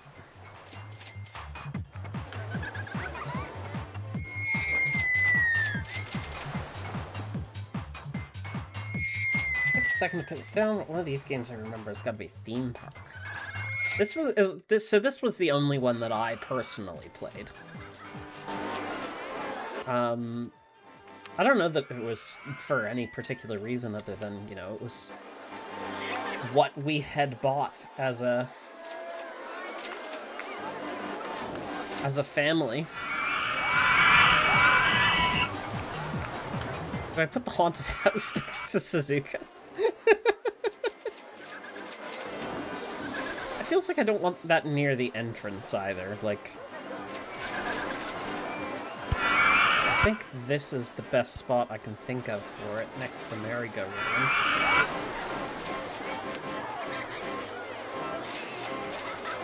Build the queue first. Oh, you can't make the path do weird stuff.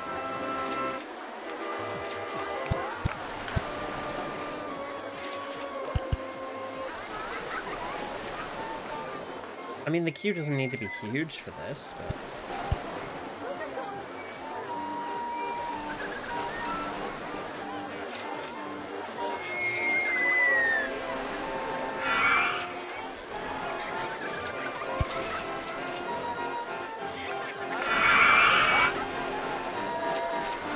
That's why I was playing this over RCT2.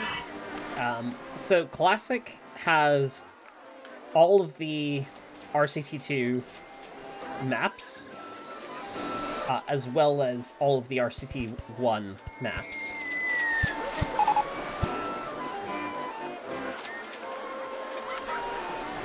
That's why I'm playing this version, because we have access to everything.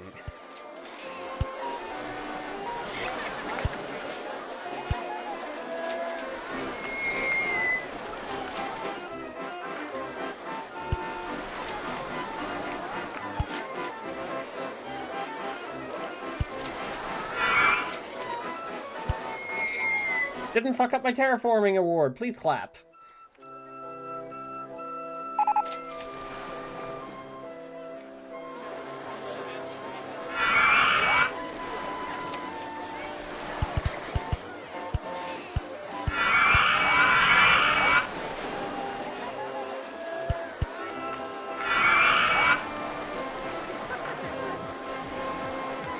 Syndicate Wars. I gotta... Okay.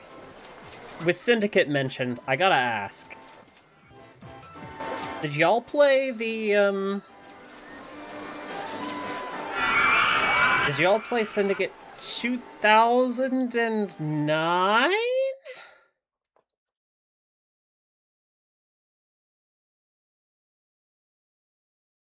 Nope, wasn't 2009. 2012. Was it banned in Oz? Really?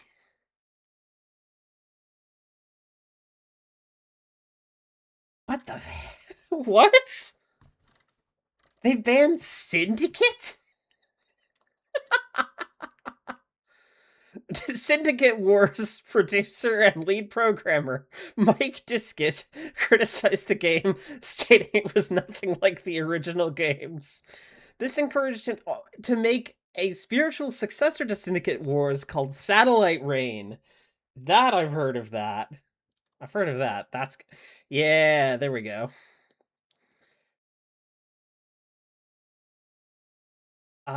So... Syndicate was refused classification. The board was especially critical of what it considered to be the game's excessive violence, explicit depictions of dismemberment, decapitation, exposed flesh and bone from injuries, and copious blood spray. EA Australia said they would not appeal the decision or change the game to address the board's concerns. EA also complained about Australia's archaic censorship in games and said Syndicate would be released on schedule and uncut with an adults-only rating in New Zealand. Yeah, because this was in an era where the R18 rating basically wasn't allowed to be given to games, eh? Nowadays, like, it's pretty commonplace to see that. Like, you know, Cyberpunk has... What did they ever... Surely the Australian government would unban Syndicate now. Cyberpunk has basically all of this and is not banned. So, and I mean, they did unban, like, Left 4 Dead and stuff like that. Like, now when you play Left 4 Dead 2, you get the uncensored version. It has to be resubmitted for classification. Which the developer has to do, and that costs money. Because you can't, the ACA doesn't allow for a citizen to appeal it, right? Because the NZFB actually does allow for citizens to submit, like, classification appeals. Which I've considered doing for, I considered doing it for Postal. Not because I even want to play it, but out of, like, the principle of the thing.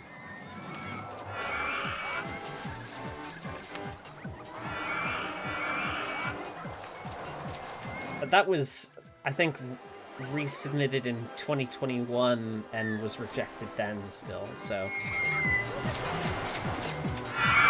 I wouldn't know what you'd have to do at that point.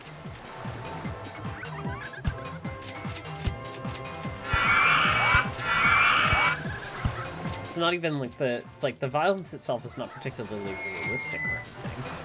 Especially compared to what you can get your hands on with an R18 rating. Like, just make it R18.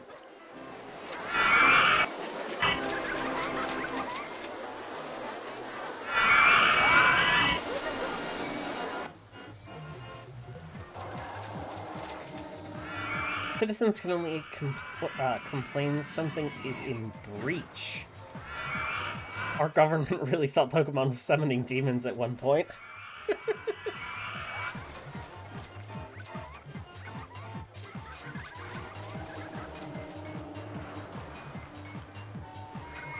See, the interesting thing too is, here in Aotearoa, New Zealand, if a game exists just as a digital release, you don't have to classify it at all. Even if it's being sold on, like, PlayStation or Xbox, you wouldn't have to get it classified if it's a digital-only release. If it's a physical release, then, you know, it's our savior for banned games. I mean, even NZ still had the, I think we had the censored version of Left 4 Dead for a while, for ages.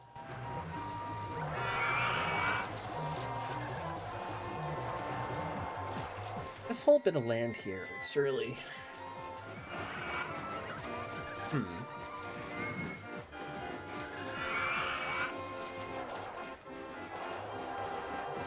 don't know what I'm gonna do with this.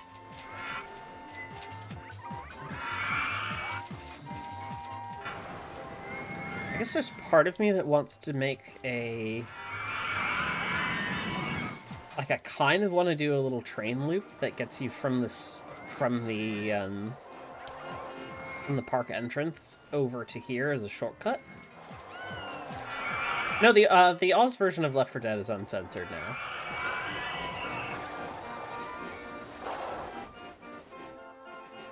It got an R18 reclassification, so you actually have the full uncut Left 4 Dead experience now.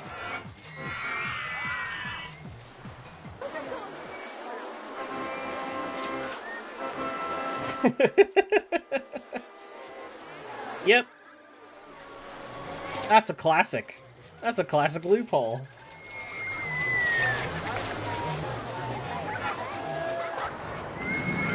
Get to remove a level in South Park.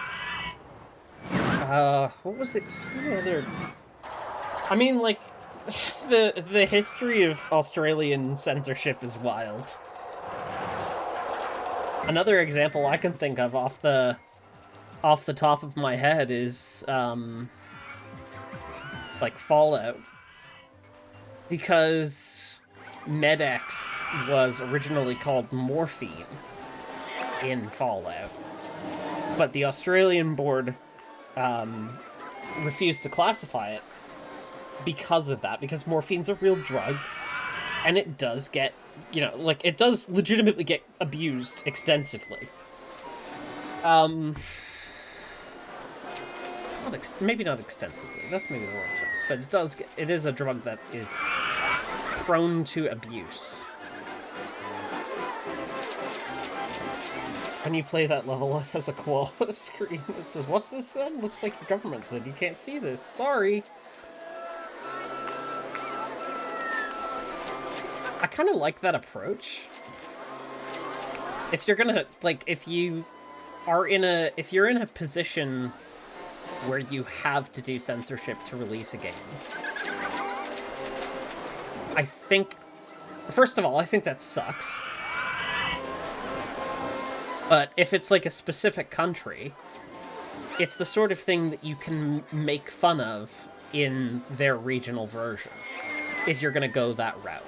And even then, only the AAAs are gonna go. But, like, you've got, I mean, let's see.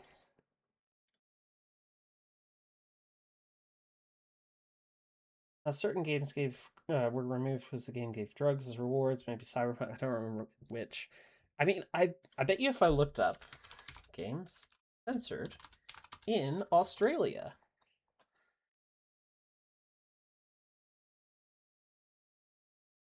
I don't want banned. I want to see what they. Maybe it was Disco Elysium. That would make sense.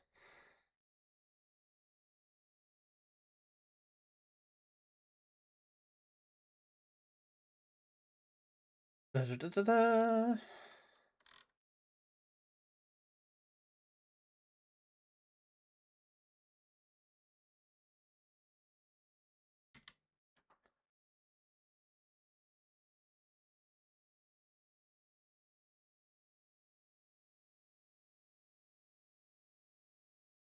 Video games.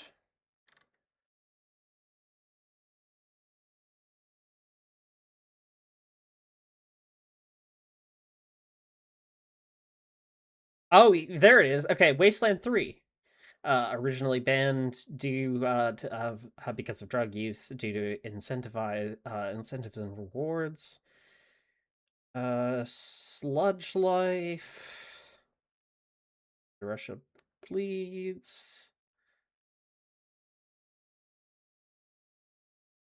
Hotline Miami 2.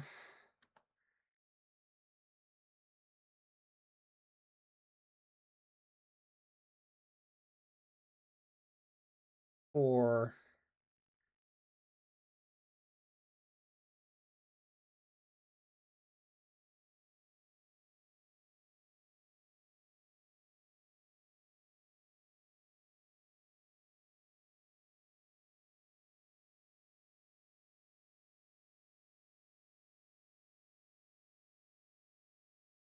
a handful of bans that have been overturned.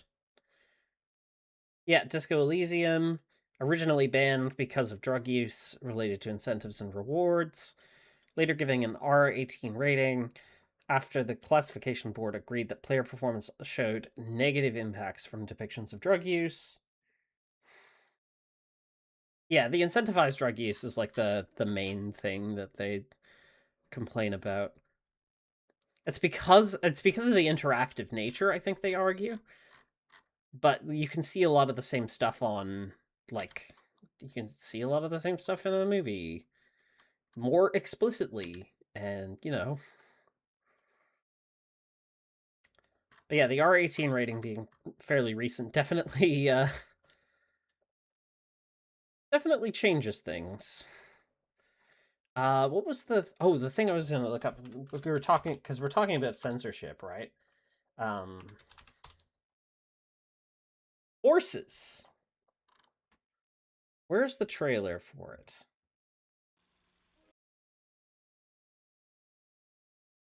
or a horror game. This has been banned from Steam and Epic. Nothing explicit is shown in here, but I'm just gonna give you that quick warning now. And everything I've heard about this has suggested it's quite like tame, like it's a horror game. So horses. Let's watch the launch trailer. This is again. I can't stress this enough. This is banned from Steam and Epic. I also know what's up with it, and you know I also think that it's bad to censor this. Like, come fuck on. If a game can't discuss if it can't address uncomfortable topics and subject matter, then what are we doing with this medium? Like,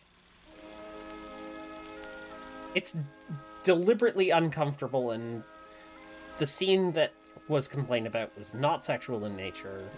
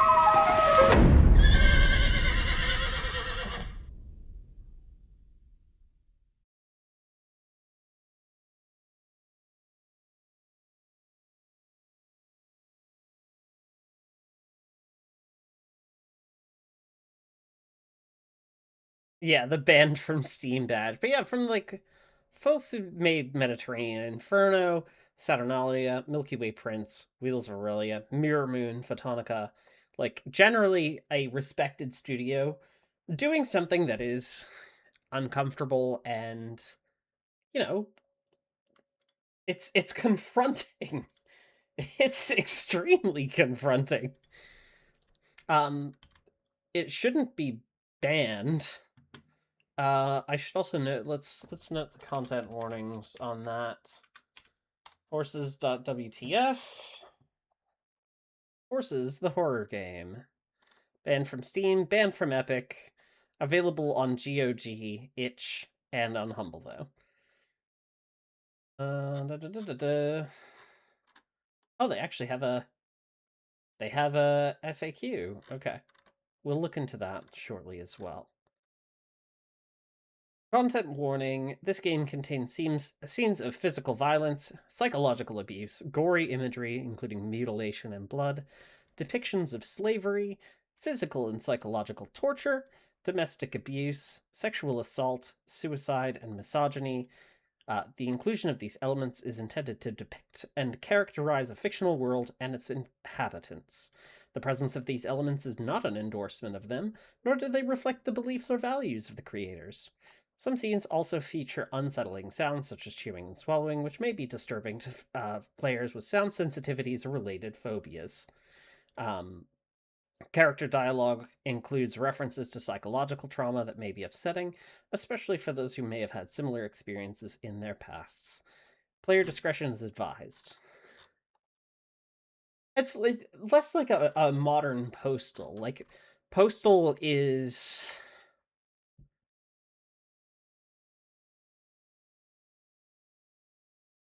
Let me rephrase. Postal can be a like violence sandbox, Horses is not that. It's explicitly like an uncomfortable, nasty, like you're helping out on a farm and like there's undertones of slavery and nastiness. Um like that's the sort of thing you're going into. Um Let's see. So why is horses banned from Steam? Let's see what they say. Back in June 2023, just days prior to our scheduled announcement, we were informed that horses will not ship on Steam. We were not given specific reasons. Oh yeah, it's not undertones. It's explicit. It's like probably about abusive relationships and what it means to escape them, what it means to be engaging in like BDSM within the context of an abusive relationship, which I know that people have done. Like I know people who have been affected by that. They have been in abusive situations where they were like a submissive, and you get a like this is a game that is talking about that sort of thing. It's really uncomfortable, and it being banned does set a pretty fucking embarrassing precedent, as Bjorkenfork points out. Let's see. 2 years. We asked for clarification on the path to compliance. Ban has nothing to do with recent restriction on adult content pushed by payment processors. Epic Games informed them that they would not distribute horses 24 hours before release. No specific indication of problematic content was given.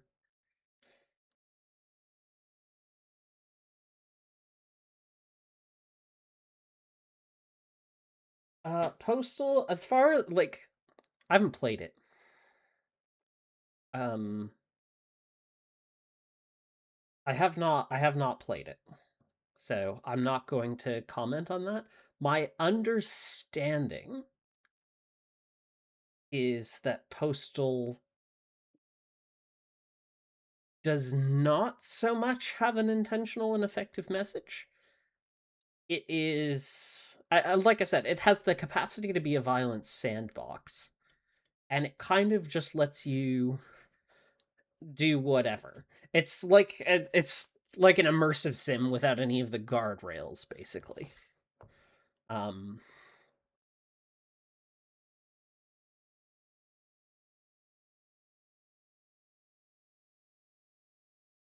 We are committed to producing challenging adult storytelling. Horses uses grotesque, subversive imagery to confront power, faith, and violence.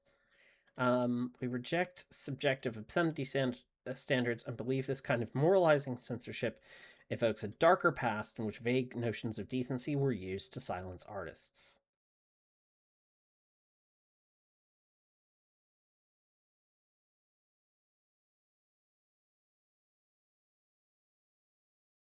Yeah, I think the scene was like a kid riding around one of the quote unquote horses. And that was one of the things that Valve reviewed, and that was what kind of led to that ban.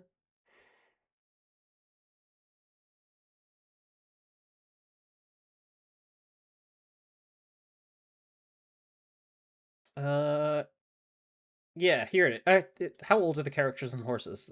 This actually goes into detail on what the specific scene was.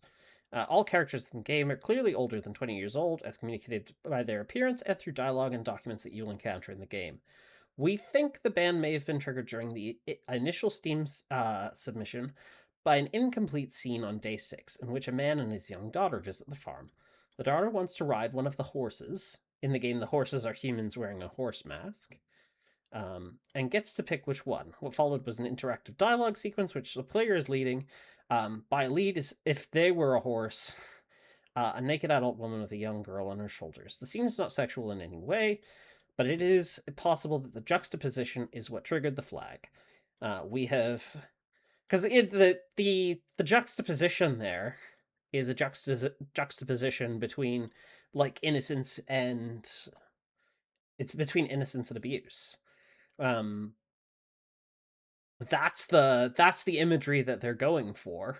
You have the horses forced into this position, and like that's the fucking thing. Since the changed character to be a 20-something woman, both to avoid the juxtaposition and, more importantly, because the dialogue delivered in that scene, which deals with the societal structure in the world of horses, works much better when delivered by an older character. Anyway, horses shouldn't be banned. The end.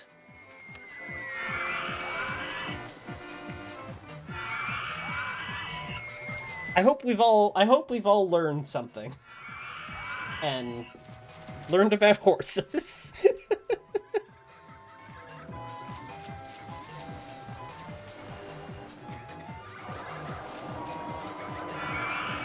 I love getting to talk about what games can be. Like, this is controversial. I don't think all games need to be fun. There's a starting point. I don't think they need to be fun. I don't think they even need to be highly interactive, for the most part. Some interactivity is obviously necessary. But, like, it's not a mandate imposed on anything other than, or imposed by anything other than, like, the common denominator. I fully believe in a future for games that is allowed to deal with uncomfortable subjects and do this in a way that movies and such can't, or won't, or do. The medium itself allows you to be a lot more confronting.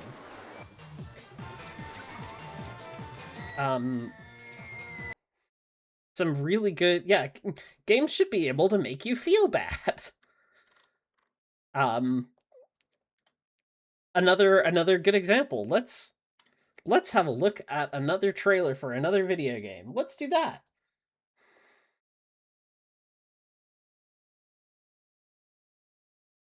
Let's have another look at another video game.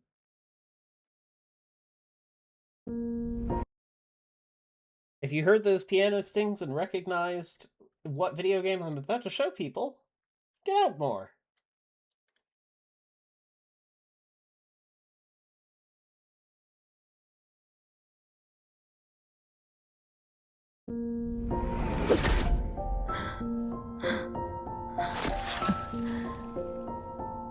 Tell me, Watcher, is there a feeling worth getting incinerated over? Love your mother and trust in her teachings. Do your duties and carry out your function for a future far from sin or incineration.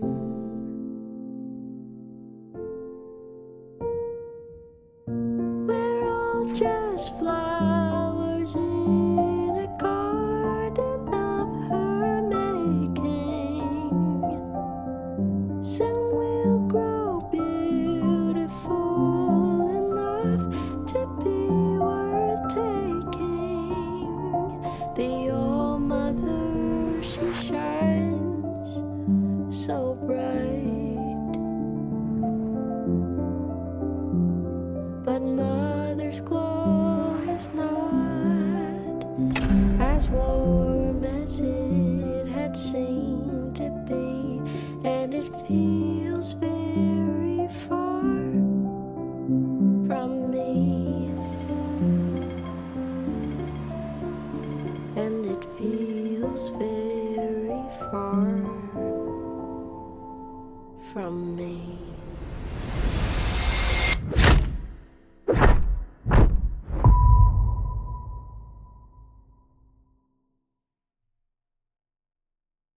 $1000X Resist! A game that will also make you feel bad. Because it should. It's about generational trauma and, like, come on. What are we doing? This is the sort of artistic game that I think more people should play. Or like mouth washing. That's a game. That's a video game that I haven't played. That's a video game I haven't played because it is too confronting for me. Just in its theme and execution, mouthwashing is too confronting for me.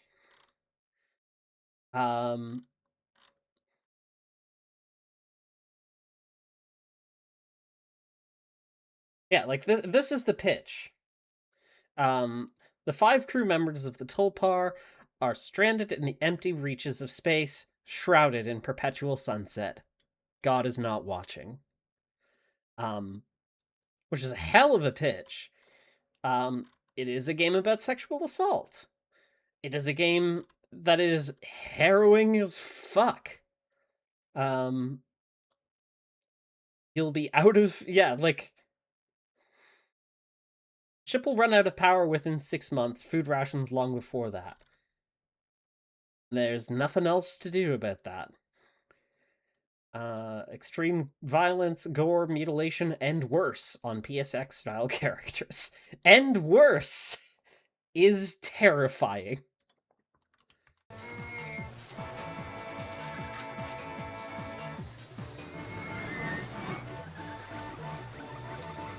Anyway, that game is too confronting for me, so I haven't touched it. I had the opportunity to pick it up in a bundle, and I didn't, because I was like, I would like to play mouthwashing, but also, no, I wouldn't like to play mouthwashing. And I need to play 1000 X Resist as well, and Claire Obscure.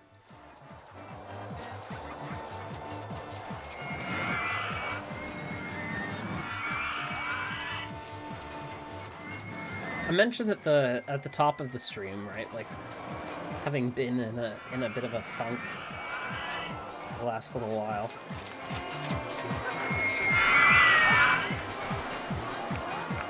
I haven't played 1000 X Resist yet, no.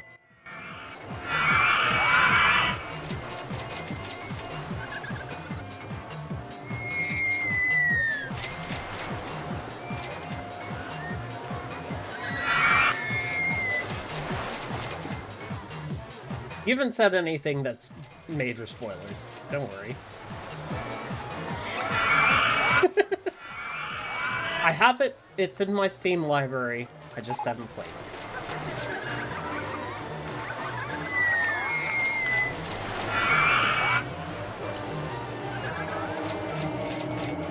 I know. Don't worry. Like I know enough there. I know the song. I don't know the full significance of it. Yeah, I won't know until it matters. It's fine. Teehee. They wouldn't have put it in the launch trailer if it was a major spoiler.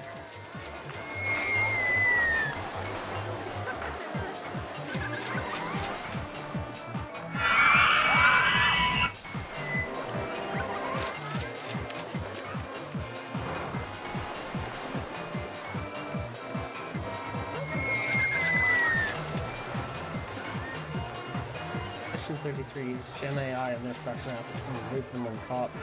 They never stated what capacities Gen AI was used. As far as I know, it was just a placeholder asset, and like everything else is not like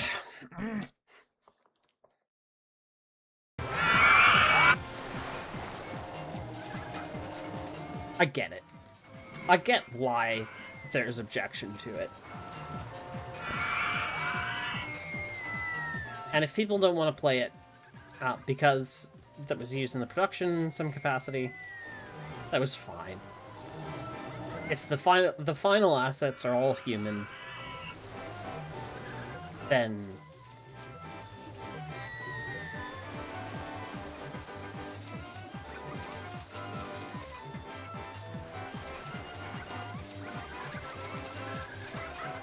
I don't know. It's not that there's a degree to which I don't care, but more specifically, I guess that there's a degree to which I am willing to give the benefit of the doubt. Or like all human assets and like something was used for a placeholder. I get it. the technology is in vogue. I disagree with its use on a, like, fundamental level.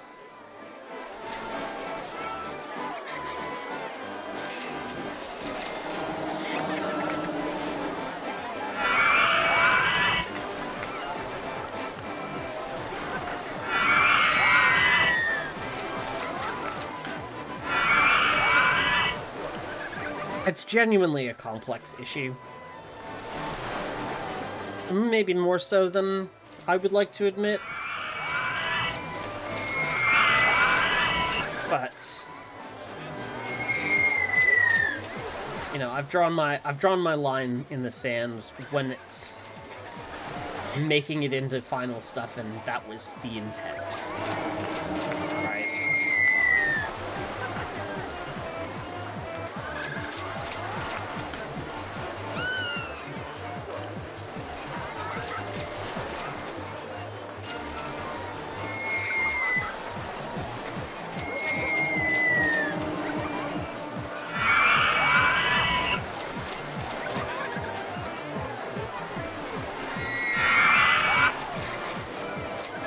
One of the hot ones right now is voice, which is maybe one of the least worst sometimes. Yeah. There are generally interesting use cases I can think of for doing voice stuff with it.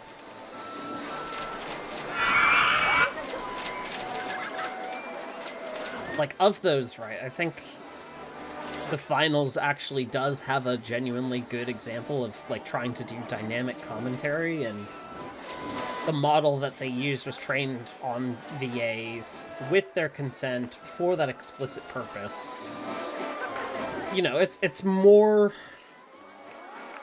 ethical than what a lot of places are doing. But it's still a deeply imperfect solution, and it can create a backslide in the standard, right? The actions of a handful of voice actors, insofar as, like, accepting, you know, AI as part of their contracts or whatever,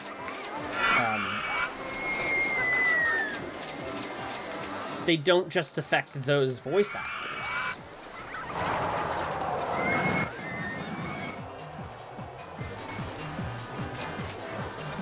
They affect a lot more people than just the specific people who are, like, doing the one thing.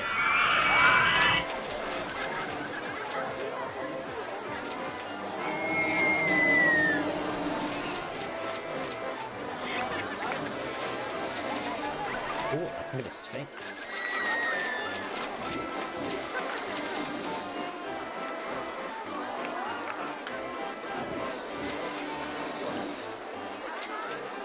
Yeah, the finals got away with it. Why can't we?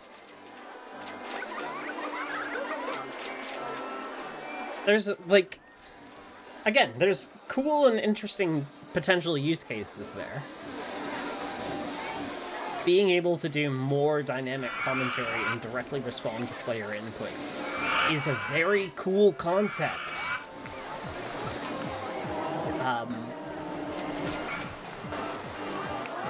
It's been, like, I think that sort of reactivity has been something that's been pursued for many years in game development. One of the central problems that we have is that the technology that we have right now that enables that sort of thing is, like, net harmful.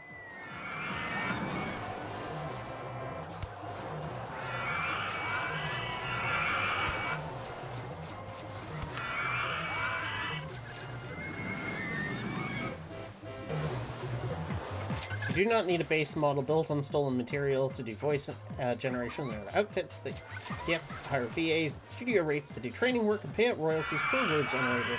So on that front, I can't criticize it as an attack on labor simply for existing. It will give you a worse performance. Yes.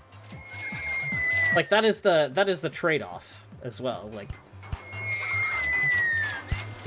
the quality of the thing is inherently compromised by the nature of the medium.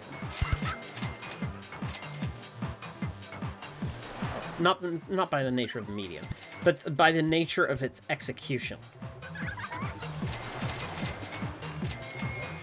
If you want to do the dynamic stuff, you will pay the price.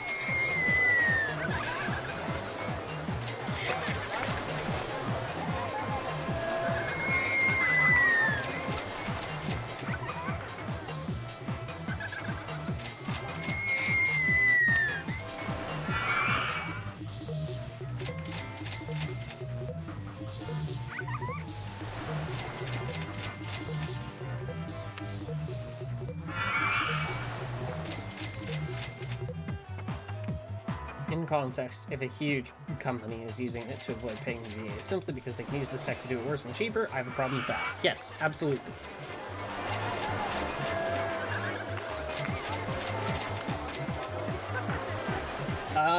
I'm not gonna make any statements on the contracts themselves being predatory.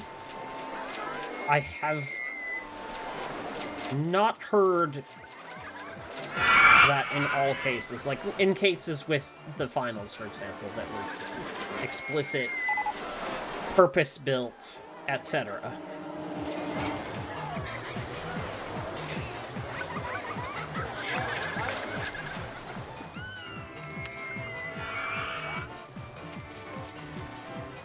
Also, bear in mind, I am streaming right now and not able to sit down and do the research. Please take everything that I say in a live context with a grain of salt.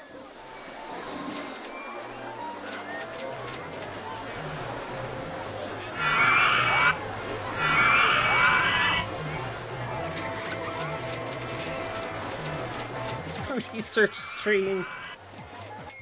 It's not out of the question, but, you know, it's probably not what people are here for. And also not what I want to be doing at 9 PM.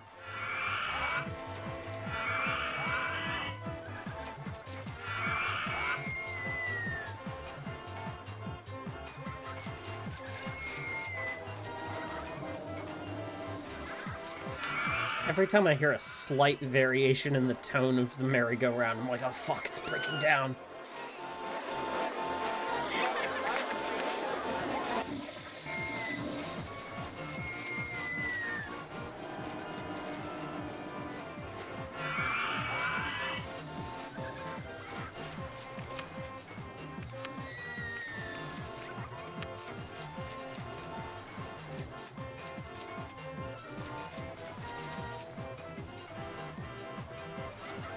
Crazy cabs.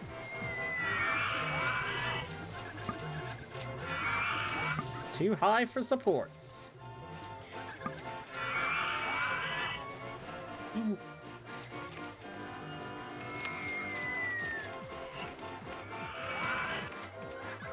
Oh, there's the paintbrush style thing. Okay. I could just flatten out the dune. Suspended swinging roller coaster. Look at that immediately. Oh yeah, it's one of these. Okay. The pendulator.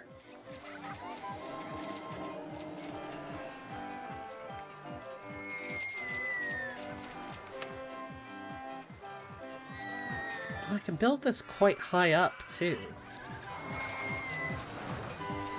Like, the support structures all work with it still.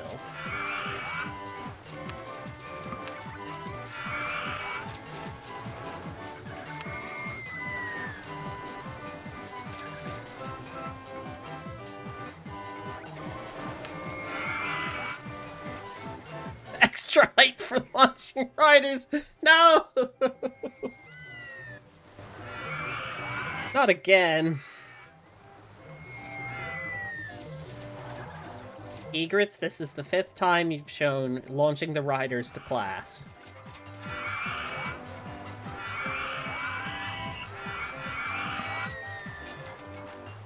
I would need 12k to build this, and I've paid off most of the loan that I had.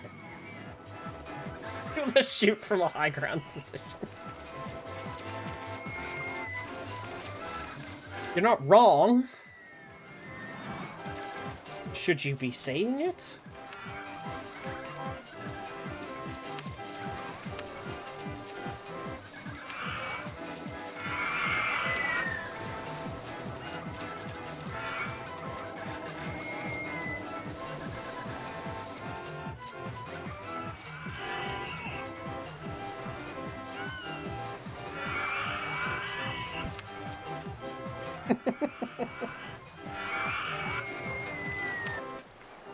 Oh god, I did it again.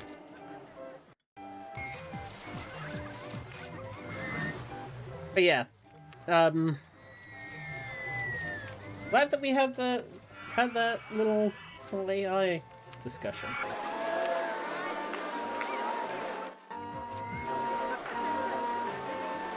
A good topic to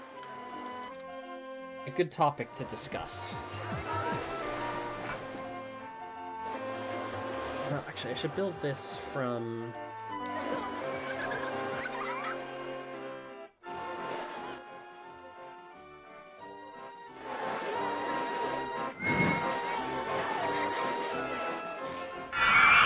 Well, this lets people get over the hill if I build it like this. I can build it in the paths into 2 segments, basically.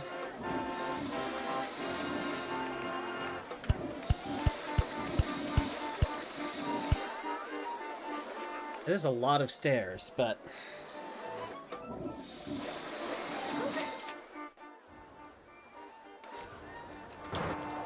And then from the flip side...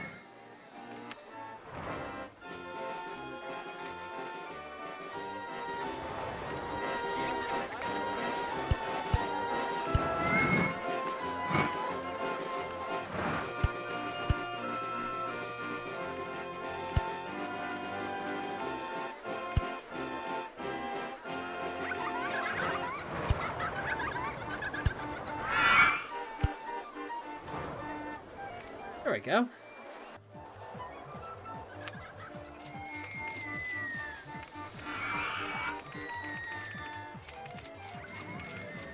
Brand new technology. Bolster that up. Alright. I'm gonna take a quick break here. We'll be back in a couple of minutes. Don't go anywhere. See you soon. Hello. I am back.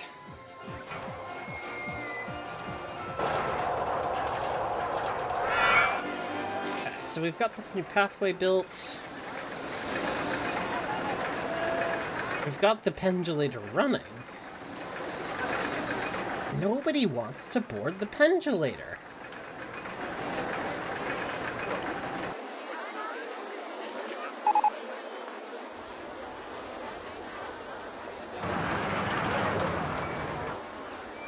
I guess they need the test data?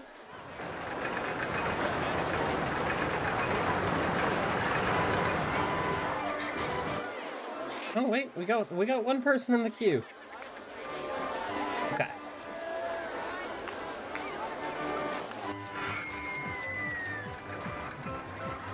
Consider making it the only way to exit the park. You have to pass by the... Oh god. Yeah, you have to ride this roller coaster to the other side, and that's what lets you in. I mean, again, the temptation to be an evil clown, as Egrets put it earlier, the temptation to be an evil clown is there, and you could certainly make a dividing line with that being the entrance and exit, but I think that would do more to repel guests, because there are quite a number of guests who do not want to do intense activities. I really want to drive some more traffic into this little area. So, what I think I'll do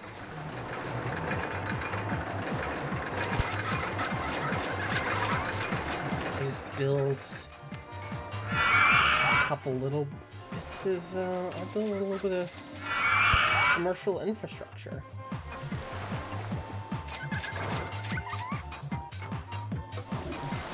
The salt mines. The labyrinth of extra salted fry shops with overpriced drinks at the...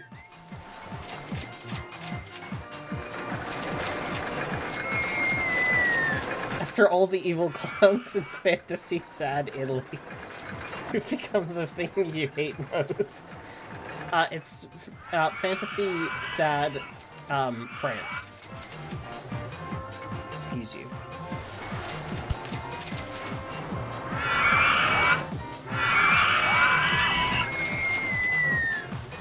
Belle Epoque era is real and can hurt you.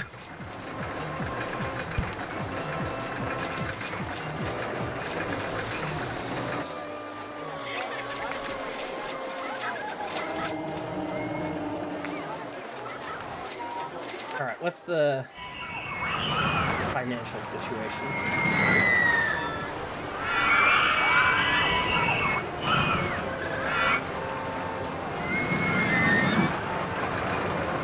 Not quite there. Nope. I'll use the 1,000 to pay that down now.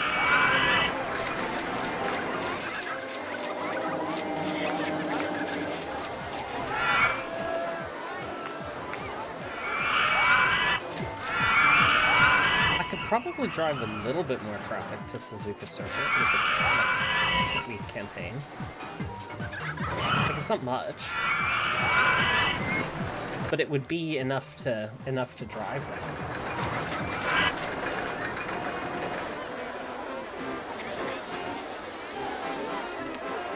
And up here.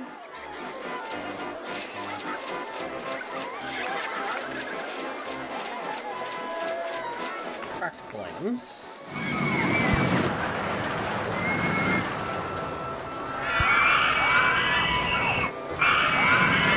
Gotta remember how useful these are on roller coasters. Rubbish. Since we're making this a second kind of public square as well.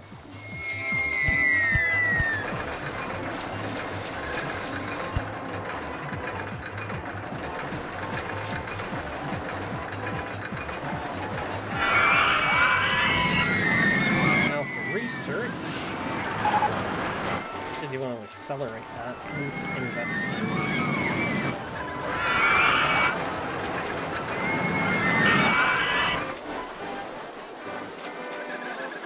France. It's just regular fantasy France.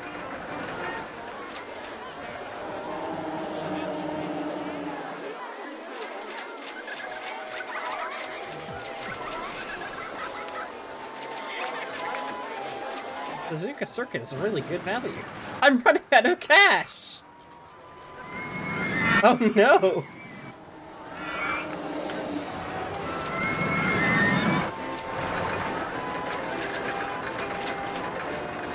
You know what? He's been on 17 rides. That actually... that kind of tracks.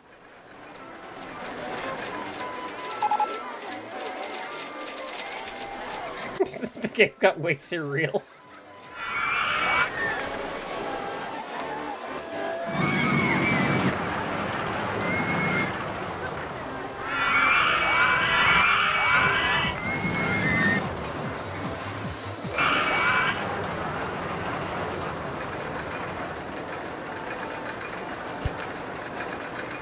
Actually, a really good tactical spot to put that.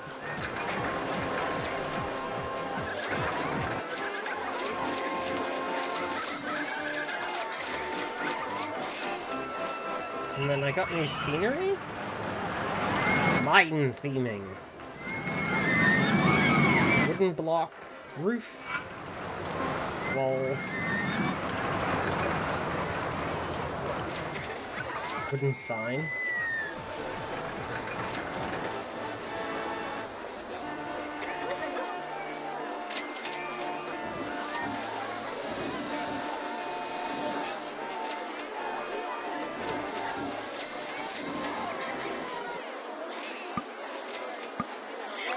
I am building it across a path.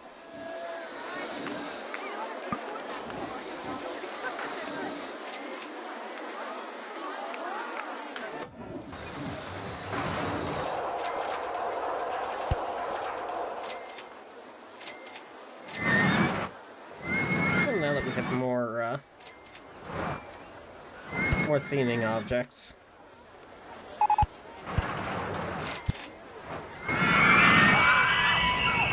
You know, jazz it up a little bit.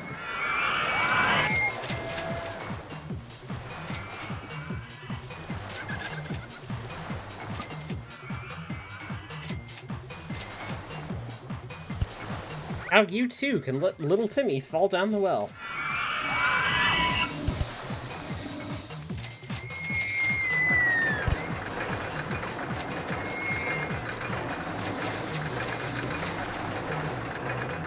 Hold on, let me fence in little Timmy.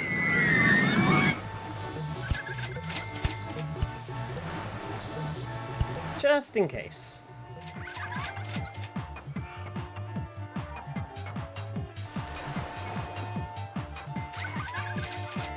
Can this be a lake?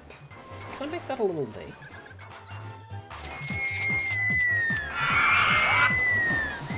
I just want to see something real quick.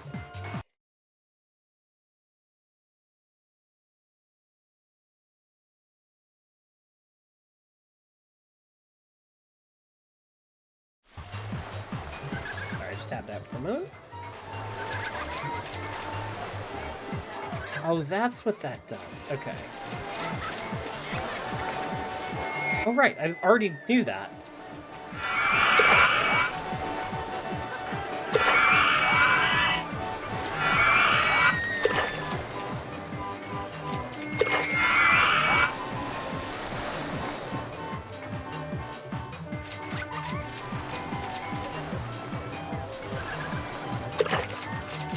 There we go. Now we have a little lake.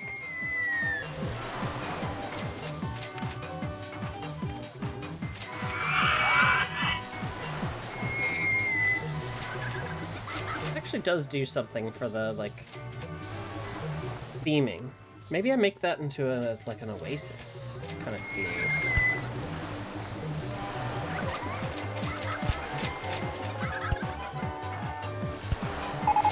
I'll need some...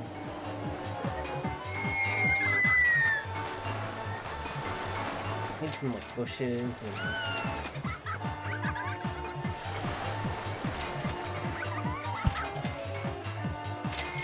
Oh, it's grown by the water. Not really any, like, tall... Oh, there's kind of some brush and shrubs. Okay. This is workable.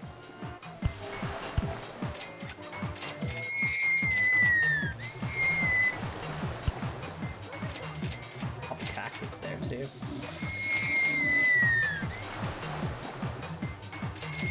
Thank you for the reminder. Actually, I need to go get some water out of the fridge.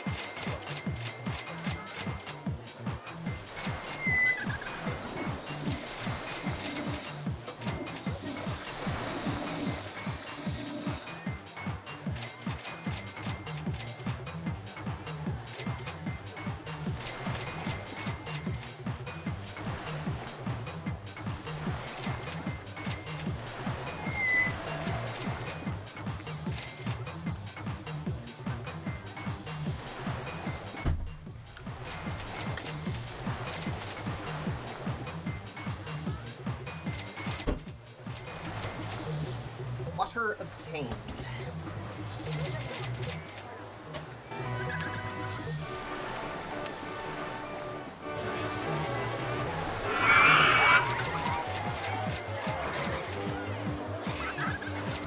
Okay, now hydrate.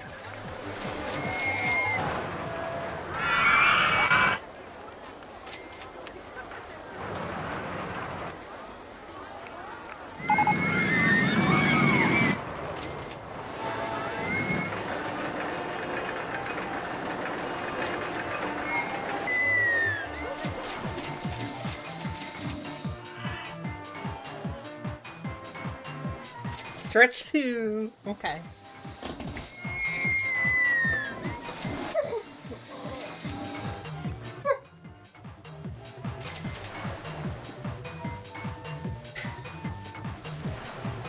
Here we go.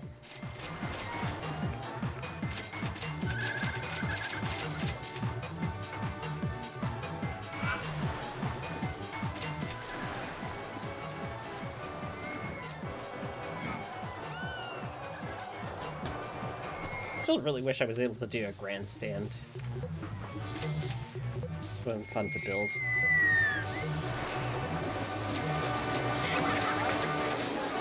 Part of what makes this interesting, though, is having to work within the constraints of what the tools give us.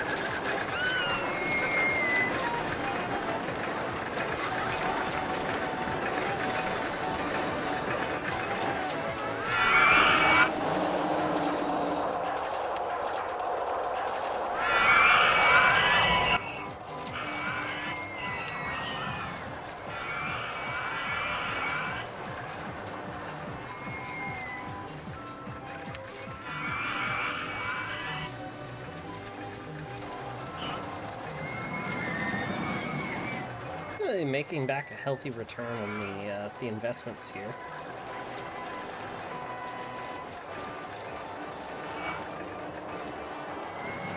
Ride ticket prices have gone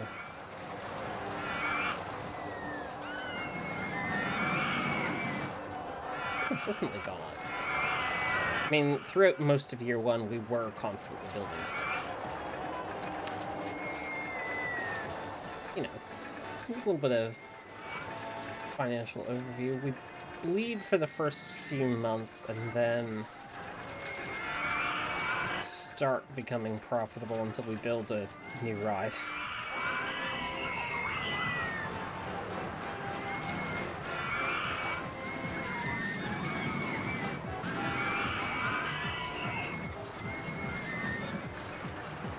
Just a new big ride like this.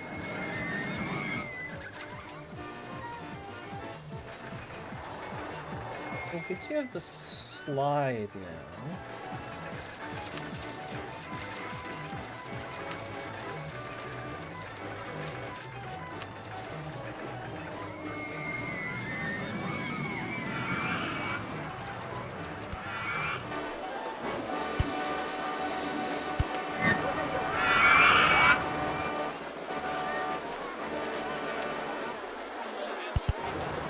Or spots to put it.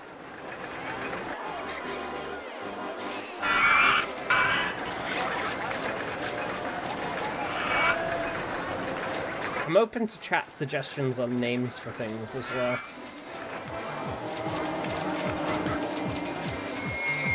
Anything that's numbered.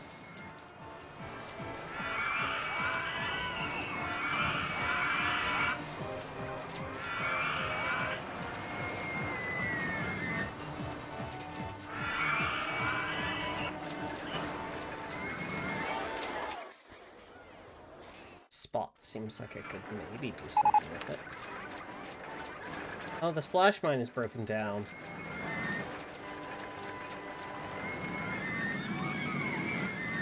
Ventilator 2. Now, wait a second.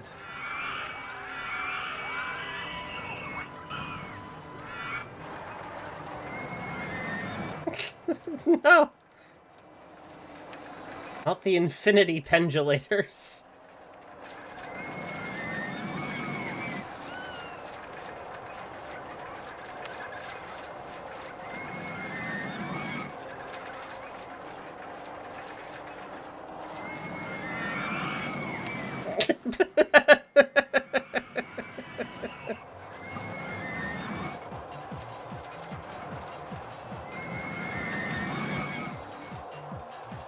They can't keep getting away with it!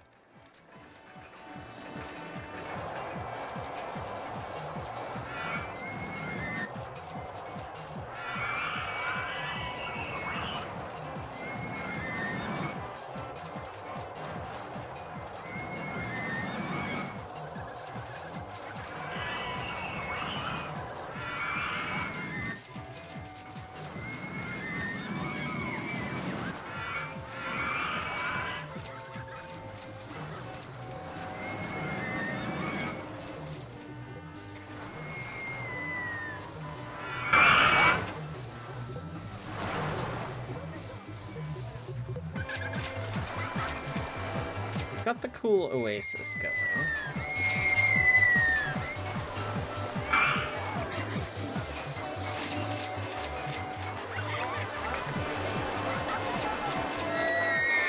Got our kind of gentler area and main plaza.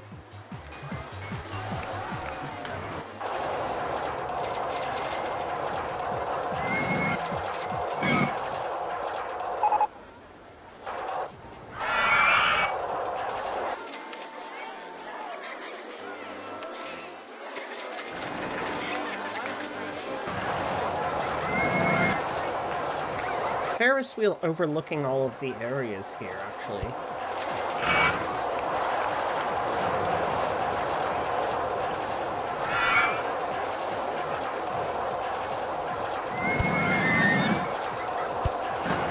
I like the idea. Let's roll with it.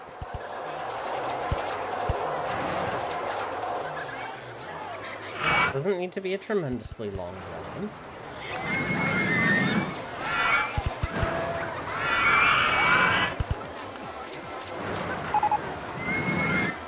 Suzuka Circuit has broken down. The FIA will not look kindly upon this.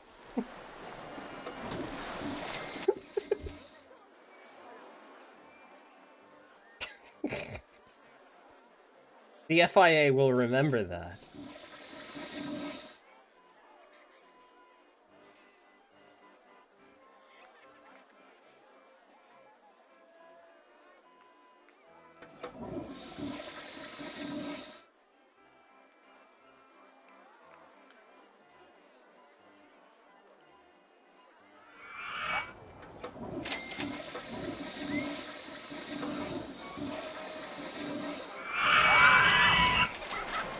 I still only have the one mechanic.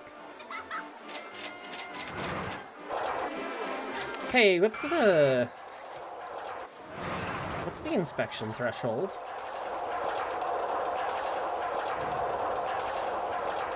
Oh no.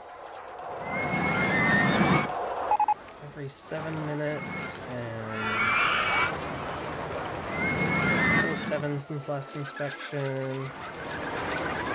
27, 6, 6. Okay, I'm gonna hire a second one.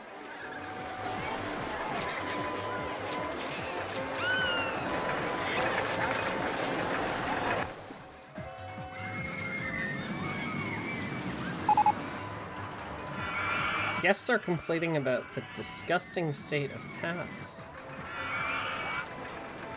Oh god! Yeah, it's all fucked up there. Oh god.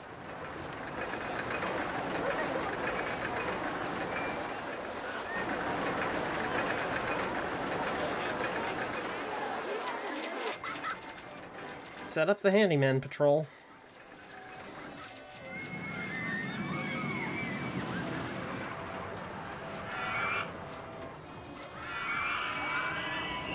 Got this loop.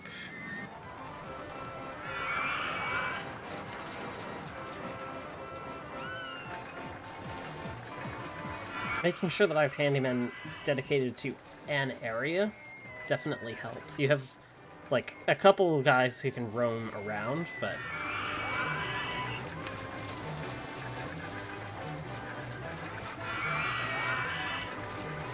well, the panda's just not fitting. Roman costume? Oh, right, because the theming and stuff.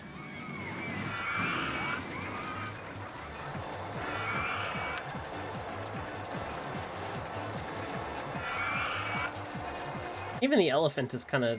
It's not ideal, but it does work-ish. Another 1,000 paid.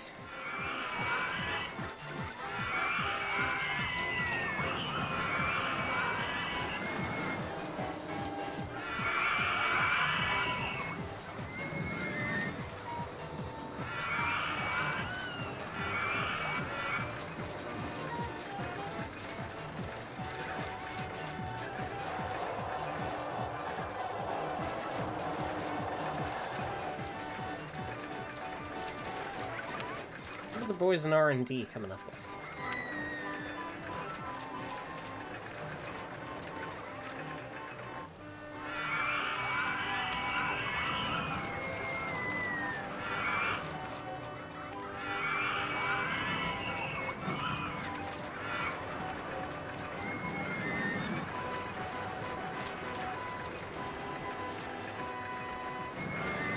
Only visible from here. Oh, they're completing fries.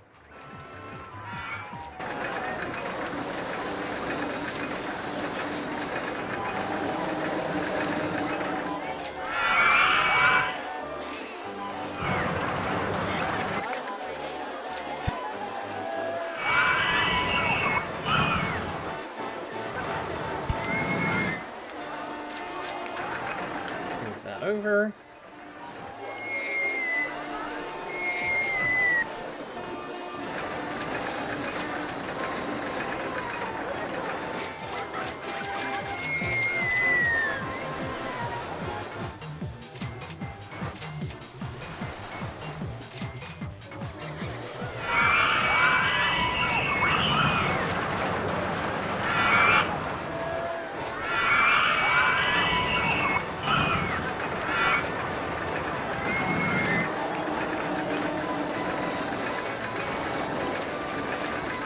By the 19th of August. Okay, well this path is disgusting has gotten better. Where's everybody feeling very sick? Number of people on the roller coasters. Might need to build more benches.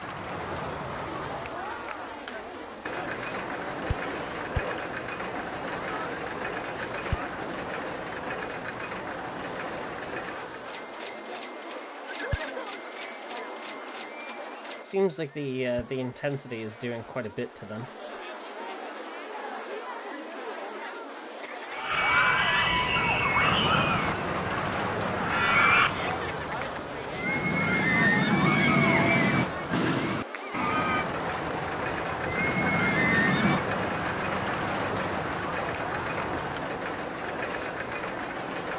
I should kind of wonder what the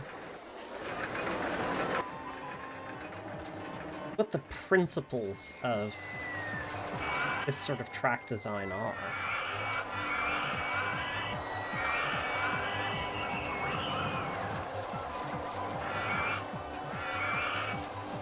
How do you do it?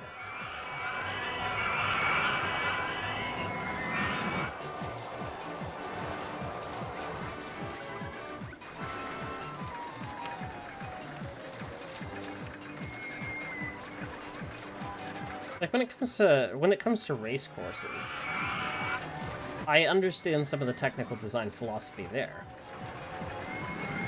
You're creating something that needs to have a balance between technical sections, stuff that actually like challenges a driver, and high speed, like intense sections. And balancing those is an art.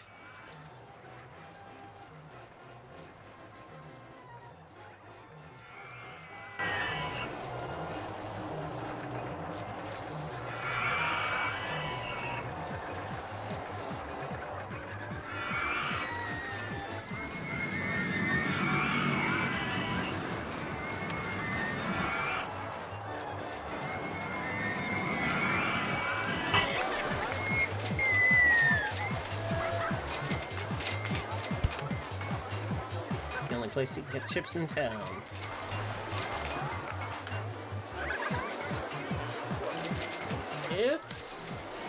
Mr. Chips.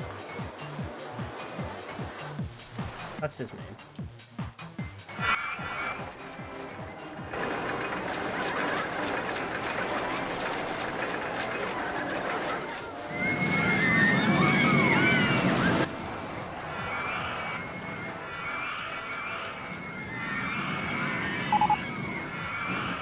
Uh-oh. Summary of the breakdown. Safety cutout. Okay. Not too bad.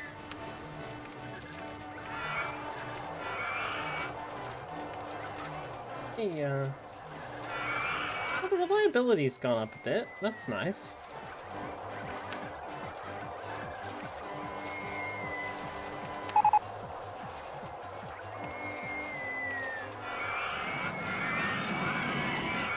Given that it's had a lot more breakdowns, though, I think I should increase the inspection schedule.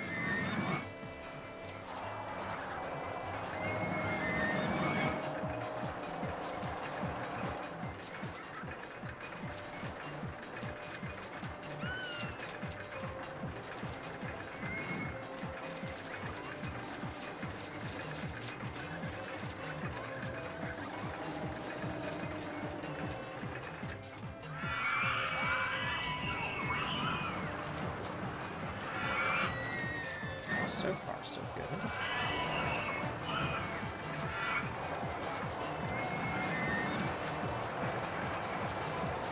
Oh, the Ferris wheel is bringing people in pretty reliably.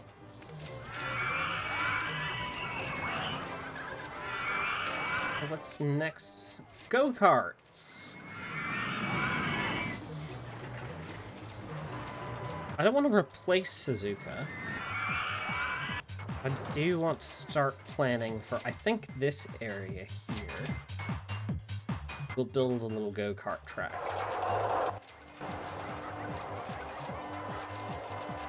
Maybe something that goes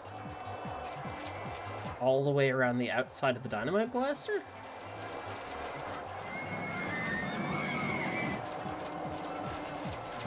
Be a fun circuit.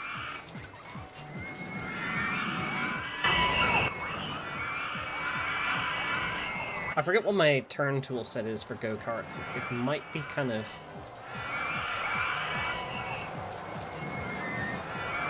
If it's quite tight, then maybe I focus on building in this area. But if I can do the bigger turns like I can here with like the car ride, then maybe what I do is I build like a Dynamite Blaster circuit. Is that going to be available? 17th of September.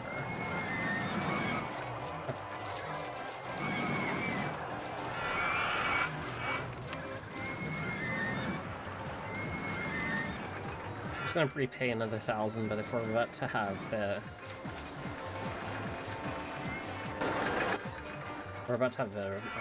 go-kart builds, then I'm gonna need some money for that.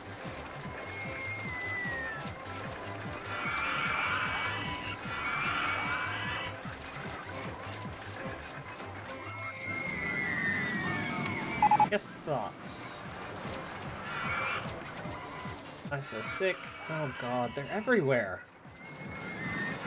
Dynamite Blaster was great.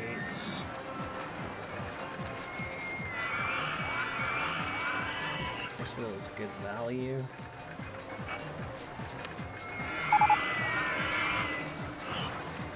Enough reason for me. Okay, go-karts.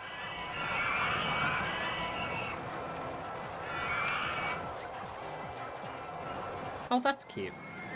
It does look like it's only tight. Yeah, it's only tight turns. Okay.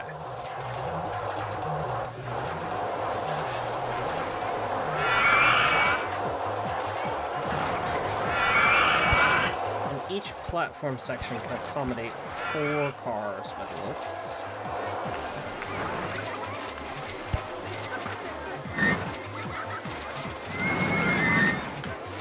Shouldn't start it on the hill. That's a bad idea.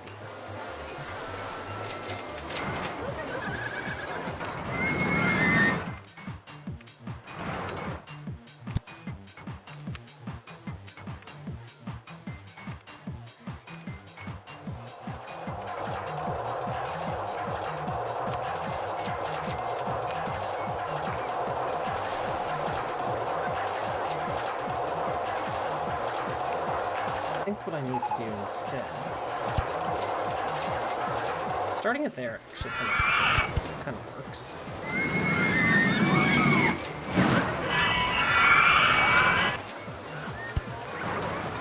Open into the turn.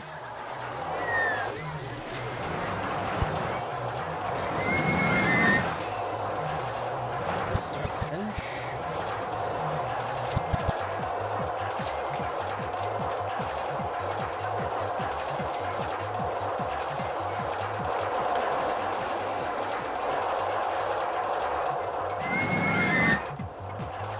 I mean, maybe the answer is to start building it from the top and then have the loop around.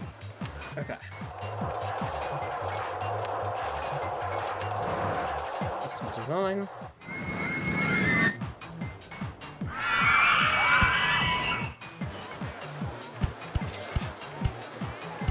Start from there.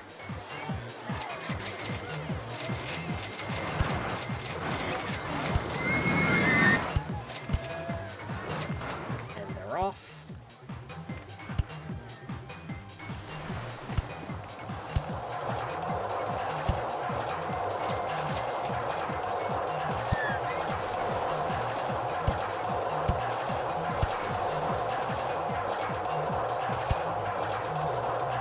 Tight turn.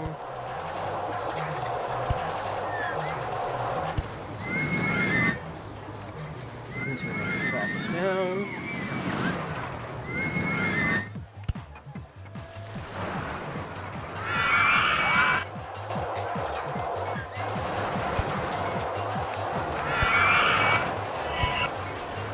Got a nice kind of technical section.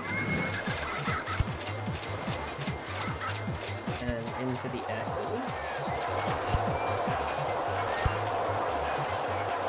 Around the Earth tree.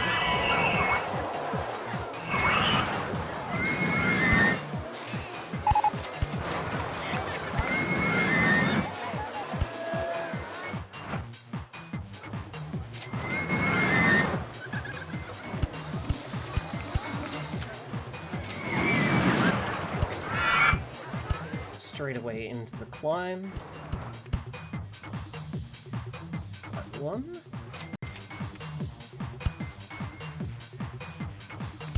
Straight, left.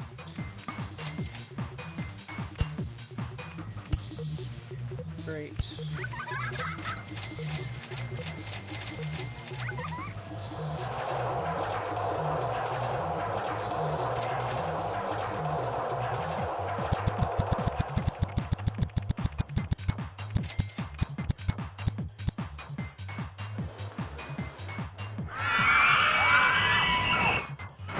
Building it a little too wide. Past the oak. Underneath.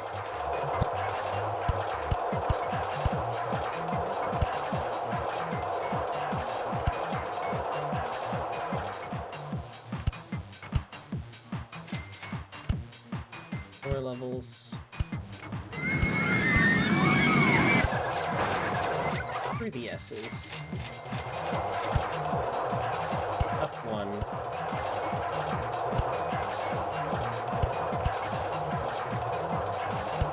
Turn into start finish.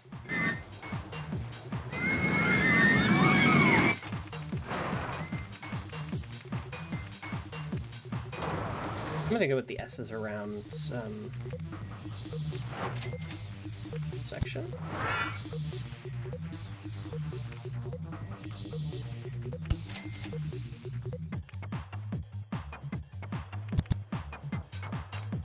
Turn right, and left, straight. I do want to go around the tree.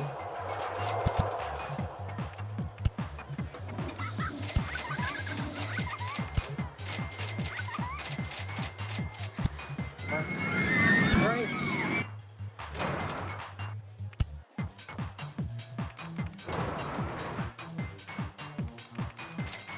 A lot of clicking.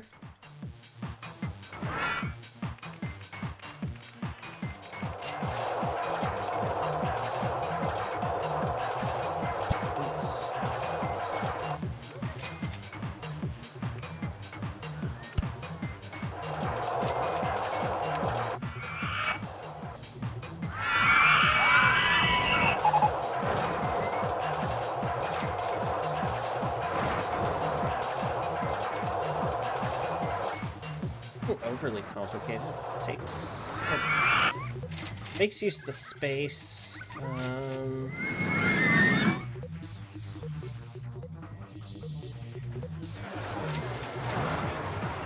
concerned about how I'm going to get people there.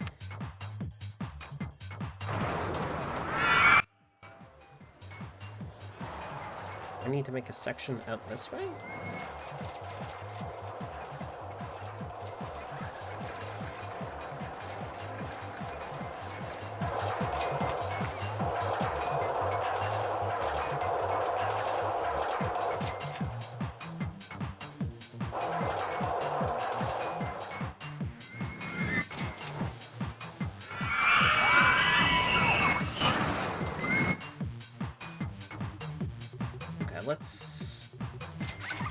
Let's stick with what we've got.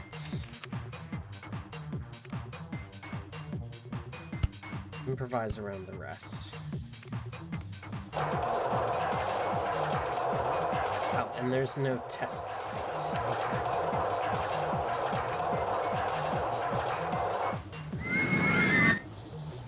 They're not the scrapes of dead people!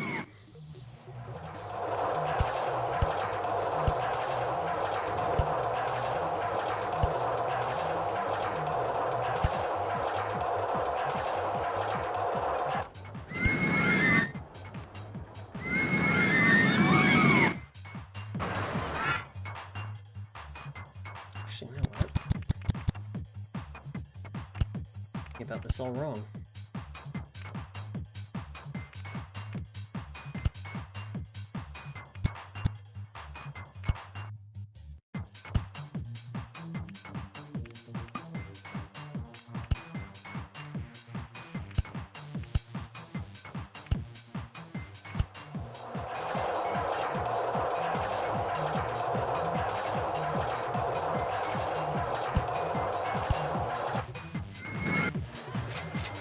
An overpass.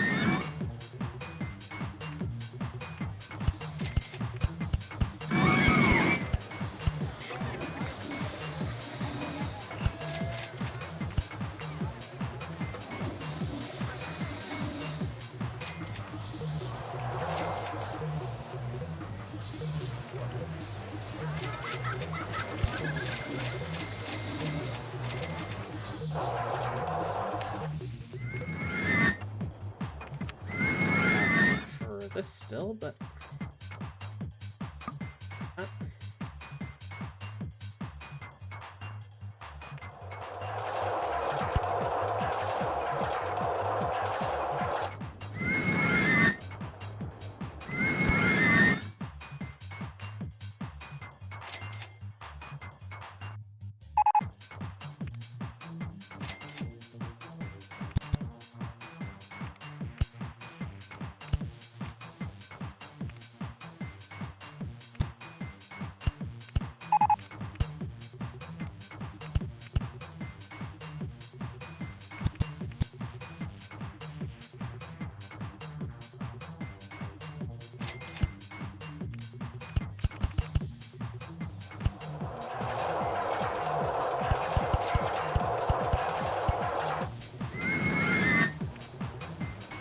messy, but it works.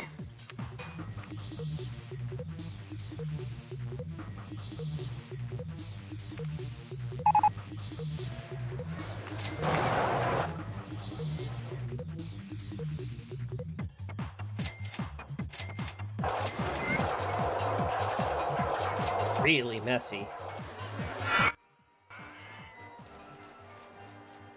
It undeniably works, but it's really messy. Okay, let's see how folks enjoy this. And they're off.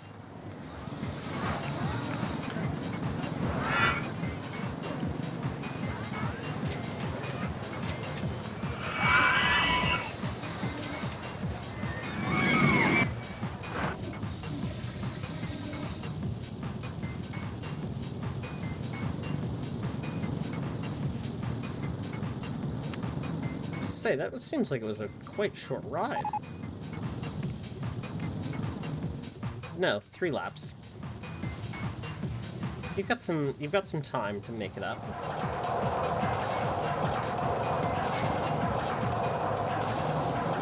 The other modes. Continuous circuit.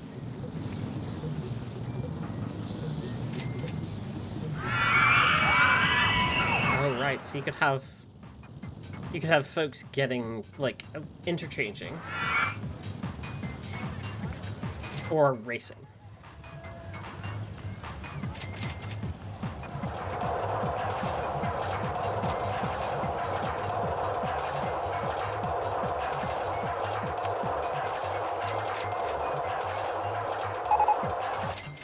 Maximum speed, 43 kilometers an hour. High excitement, medium intensity.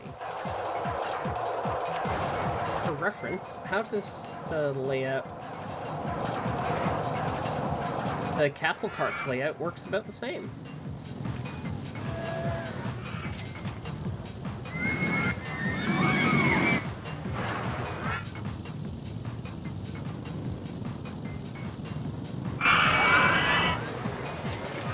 Given that I'm working to the constraints of the dune here, I'm maybe not overly fussed about that, but... Ooh, dodgems.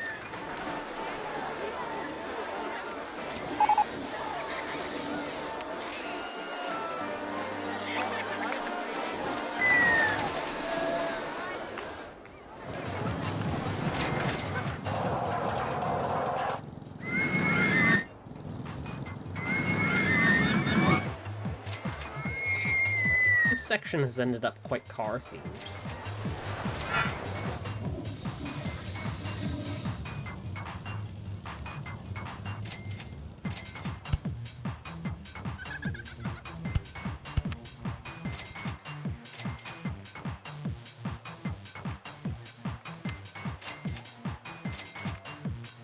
I approve this message.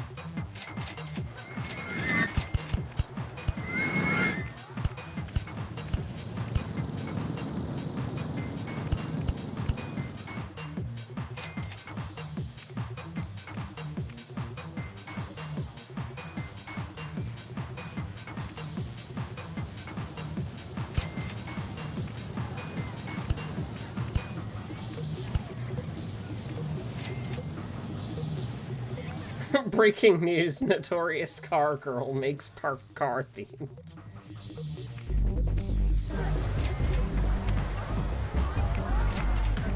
Not even that it's car themed, it's just...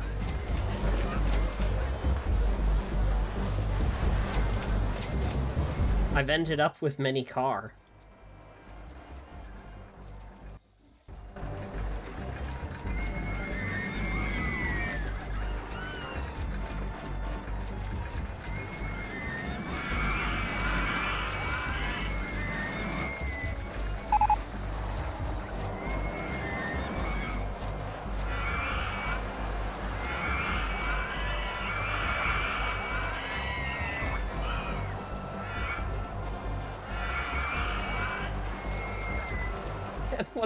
One track based off Suzuka. In, like, the loosest possible sense, in that it's a figure 8. And it has the S's.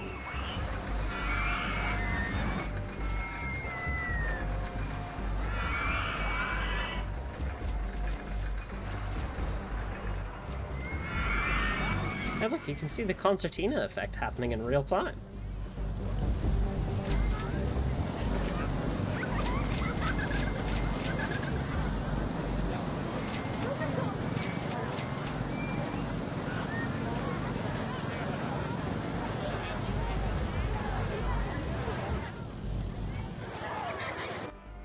go-karts are attracting quite an audience, actually. The concertina effect. Okay, so, let's explain. See how these cars are getting closer together as they slow down?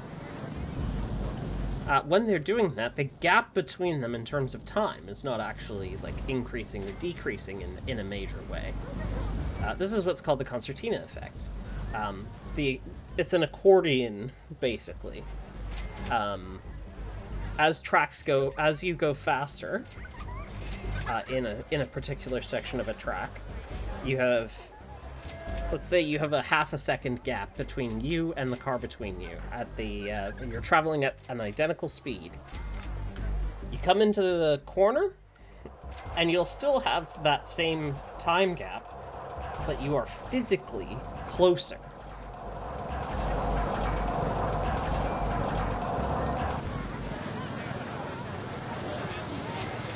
Gives you the illusion that you're making up more time, when you may not actually.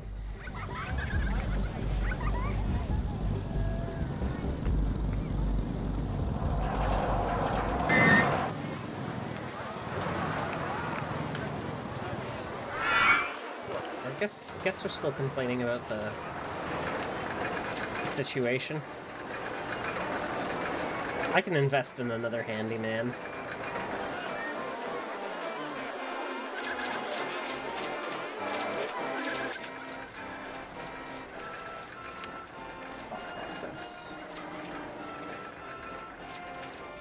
Running out of cash. Can't do anything about that.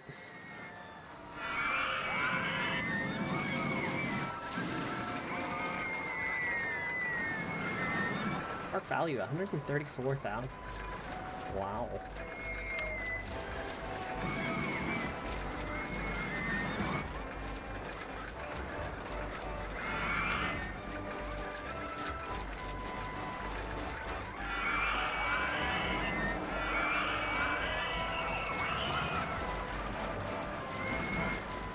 Is there anything that's, like, particularly striking guesses? Like, wow, that's great value.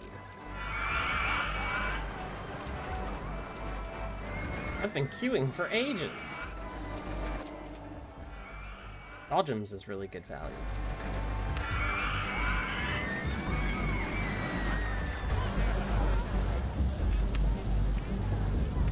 Tell you what, the queue times, we can't do anything about the actual queue time, but we can make the queue less visible.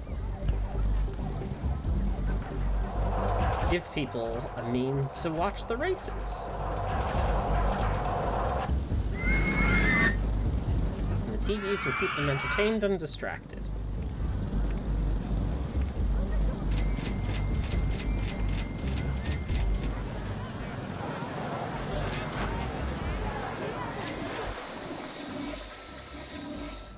Year 3. Once the scenario is done, I'll call it there for the night. Oh, a balloon stall.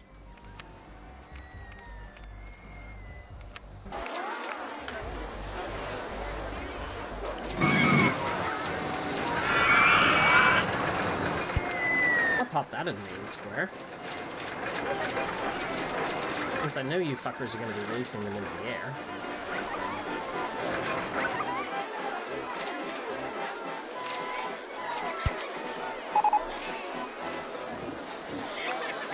Oh, come on. My go-karts broke down already?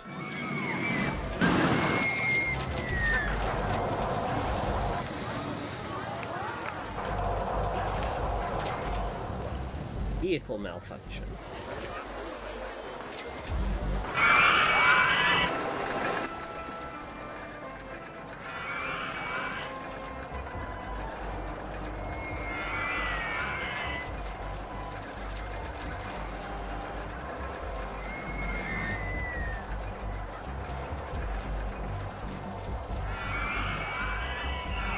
Oh, the brakes must have failed on that cart.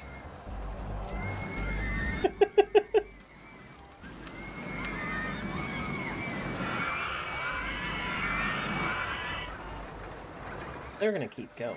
The scenario is 650 guests. Park rating 600. Pretty straightforward. Alright, I'm gonna be back in a tick. I'm not gonna go to the BRB screen though.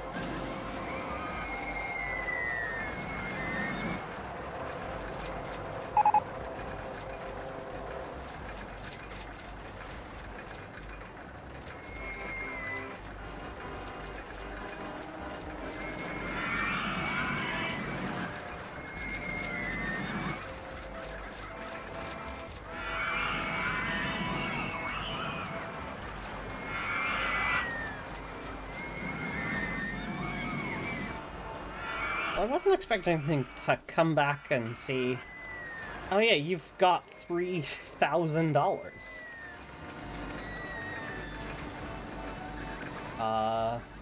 Awesome. These are Foley sounds. Some are used even today. Little girl giggle was used in Skyfall. Sounds seem to be from at least the early 70s, so not dead people. The screaming is likely from the Warner Brothers sound effect library released in 1992. Huh. Funky.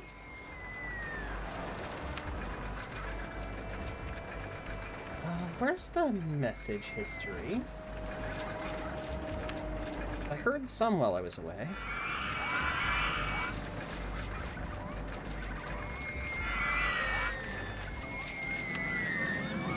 There it is. A couple of breakdowns, and guests still complaining about the disgusting state of the paths. Oh.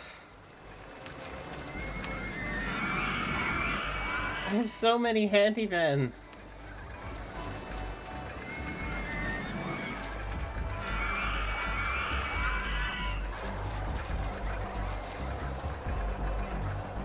And yet it is still not enough, evidently. So, you know, let's... You know, we'll get to tasking these guys.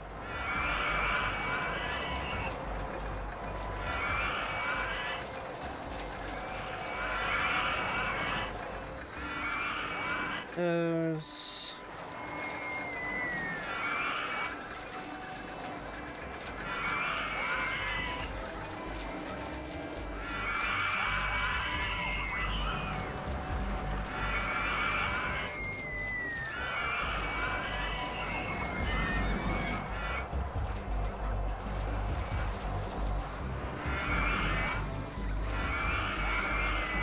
Oh, cripes. Okay, so I haven't been super paying attention. So some of the queue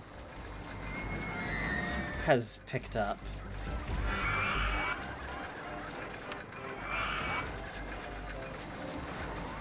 Ooh, dinghy slide.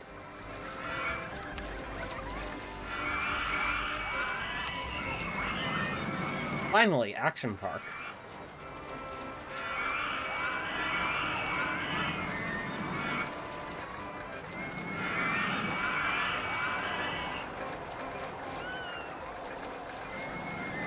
Okay, so that's the way that's laid out. Okay.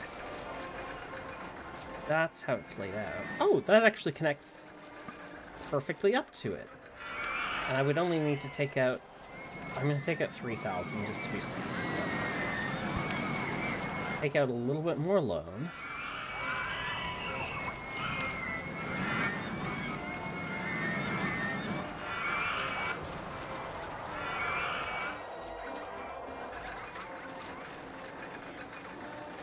I'm never thrilled with having to build up, like, exclusively on the supports.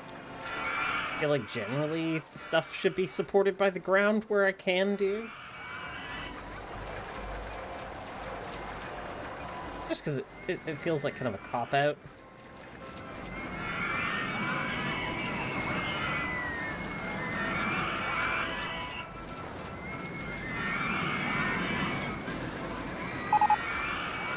Undeniably,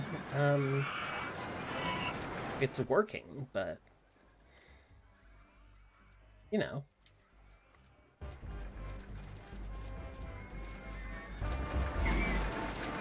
$775 guests.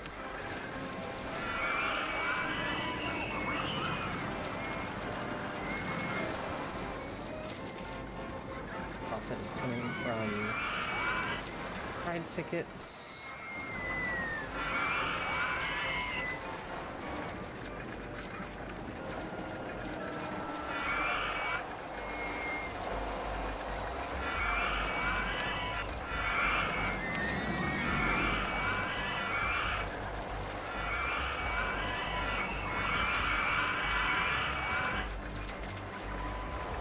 Increase the veteran requirements. I'm going to do a marketing campaign. 4 weeks for the Dynamite Blaster. Just because the queue was getting underutilized. 3 rides on... Queue situation on... Okay, the queue situation on Splash Mine is pretty sustainable too. I'll do a super quick... Hey, free rides on Splash Mine.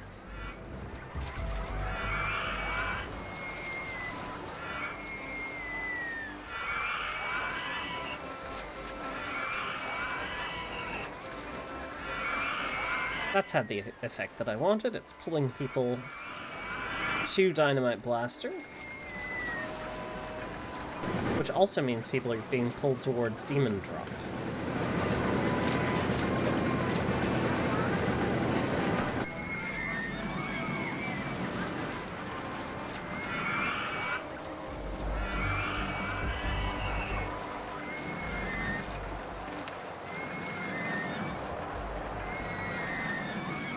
Go, loan repaid.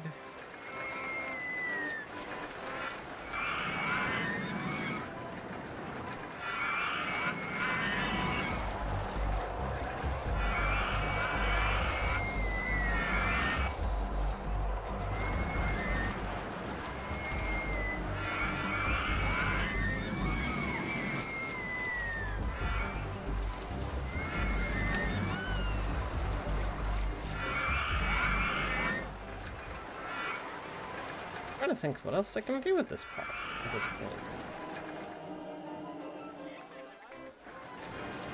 And 41, like... It's pretty dense.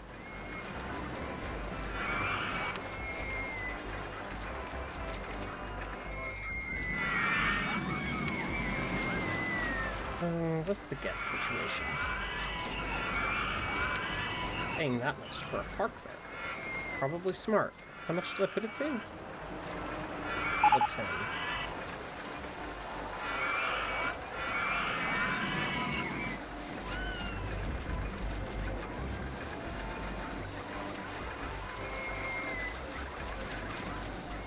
Running out of cash, still the #1 problem.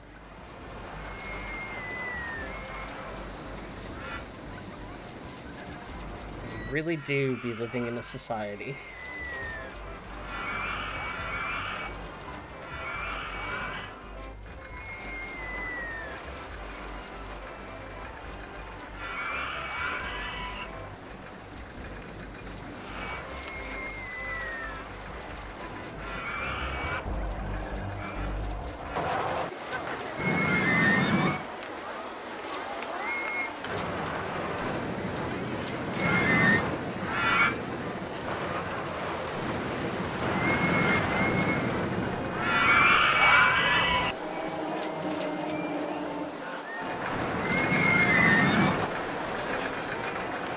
Wow, the haunted house is... What's happening? I'm not paying that much to go on haunted house. Okay, so they're just bulking for the most part?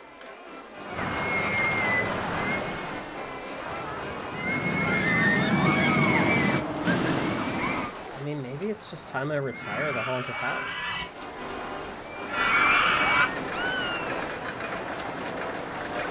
I don't really have anything else to put in its place.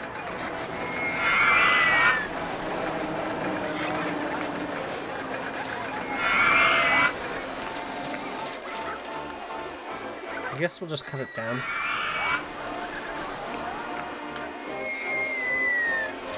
In terms of pricing and see what people think.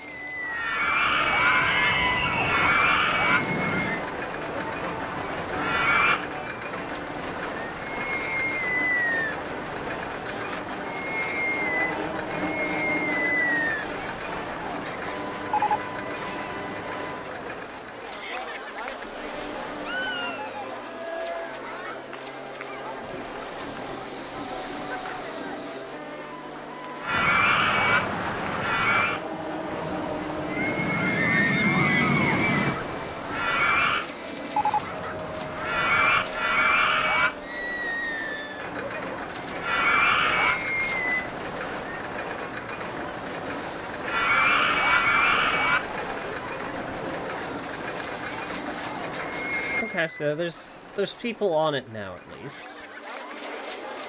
It's not like everyone is balking, God help me.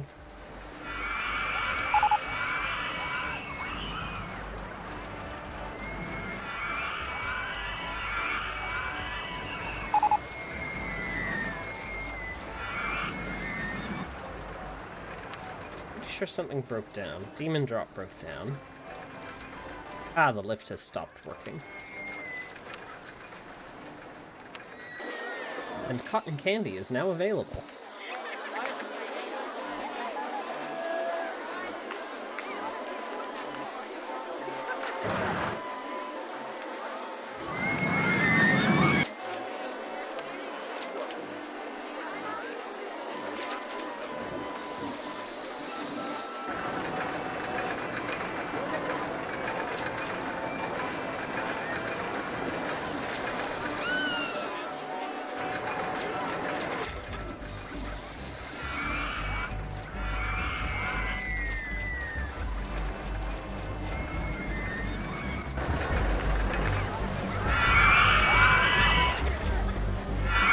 Temporarily gonna close Suzuka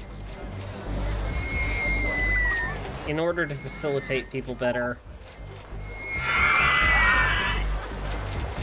I didn't want to add more cars to it, but win condition is 650 guests and a park rating over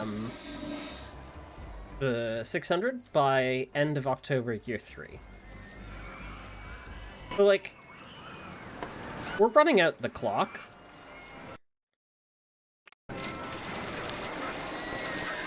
I could do that, I guess.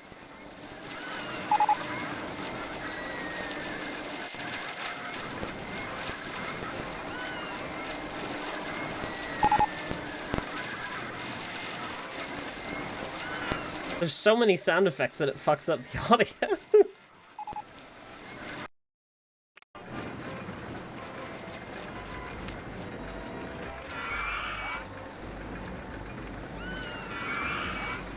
Really funny.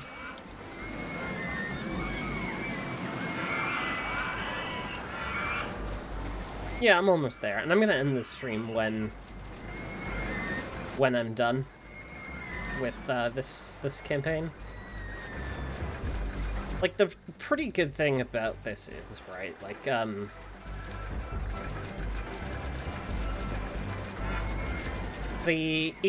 each real-time hour is 1 year. And because of that, you can, as a creative, do something pretty predictable. You could say, okay, I want to do Rollercoaster Tycoon. I want to play one campaign. It'll take me 3 hours. That's a stream.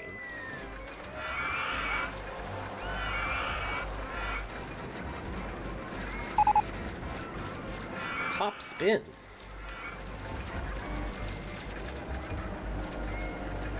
Oh, ho, ho.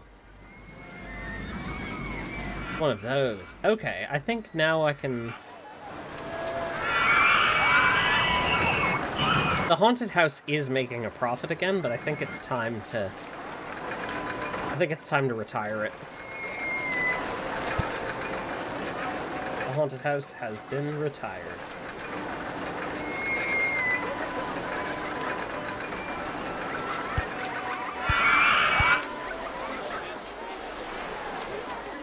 I didn't mean to close that down, also. Just in the wrong window.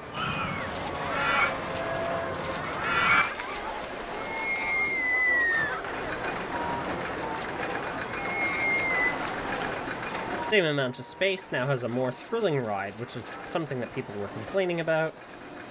And... it has a slightly lower operational capacity, because it can fit 8 people.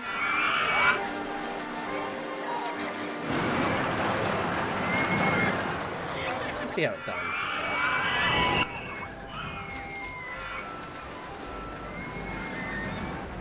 Yeah, and I'm trying to be more thoughtful about how I design the park and lay it out, and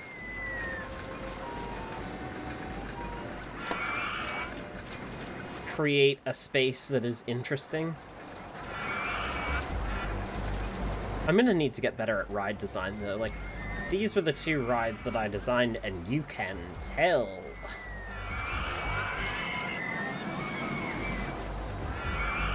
I guess, like, some of that is I'm working within constraints based on the terrain here. But I would like to get better at that. How is the slide broken down? Safety cutout.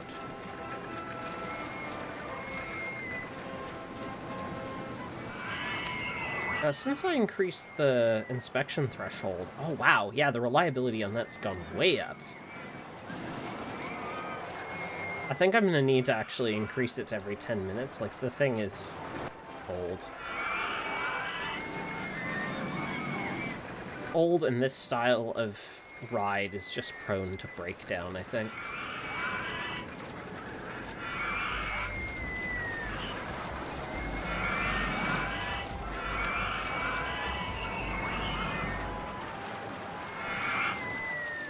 Holy crap. I'll be debt-free as well by the end of this campaign.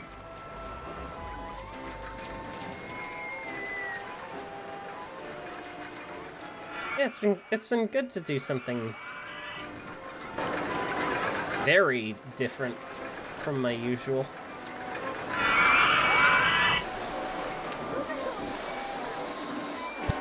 So I guess it's more so my, like, usual of late, you know?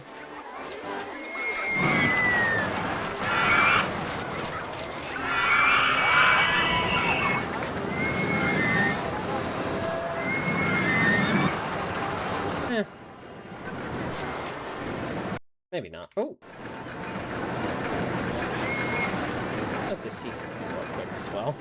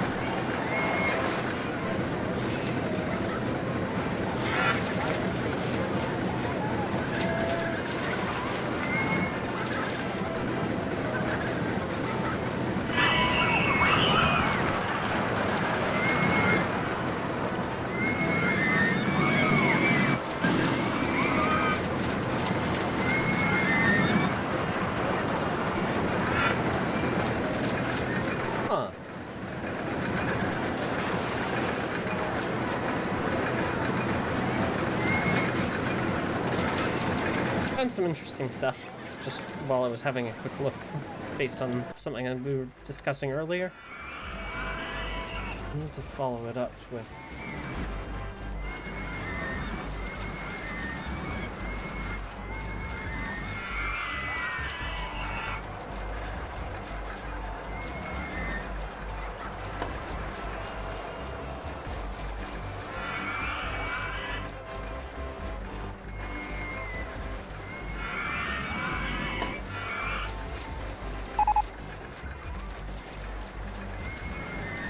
Oh, there's the breakdown.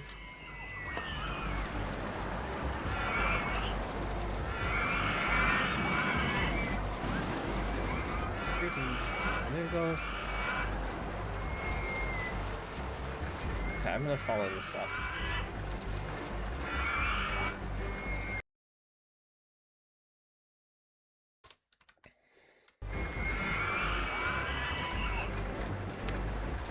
It seems like, despite maybe having used generative AI placeholders, in interviews, there's been more comment from the Sandfall folks. I believe from the composer in specific. Especially in relation to, like, how, you know, the game's been nominated for multiple Game of the Year awards and shit.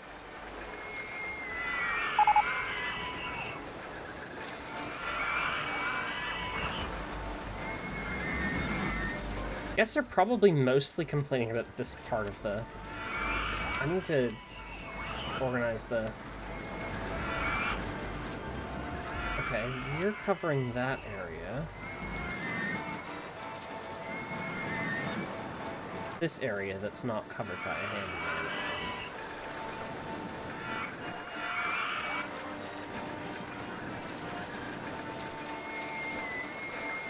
Yeah, I'm gonna read it and stuff more. I was just like, oh, I should look into that while we're thinking about it, while we've talked about it earlier on the stream.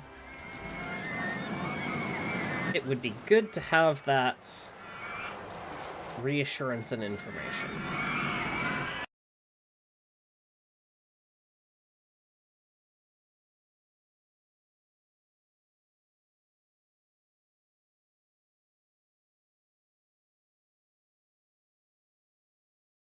Oh, yeah, okay, so it's the director, the producer, and composer, in discussion with 3D Juegos. So it is in Spanish. We'll have to translate that. But send you that link. At least I know, like, oh yeah, 3D Juegos is actually like a somewhat reputable source.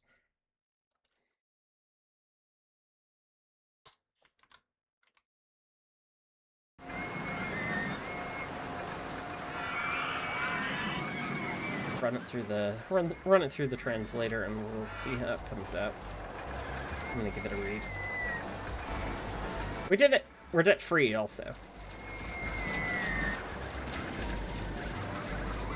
Florian Testa, the composer, seems to have done a really fantastic job with that soundtrack as well.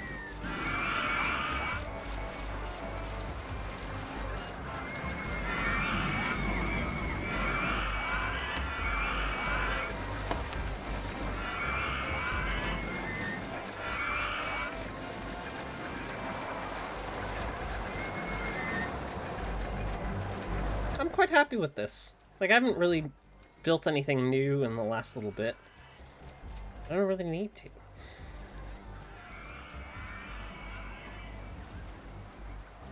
I've used the space pretty well. This is, like, the only exception. I could probably build another area over here.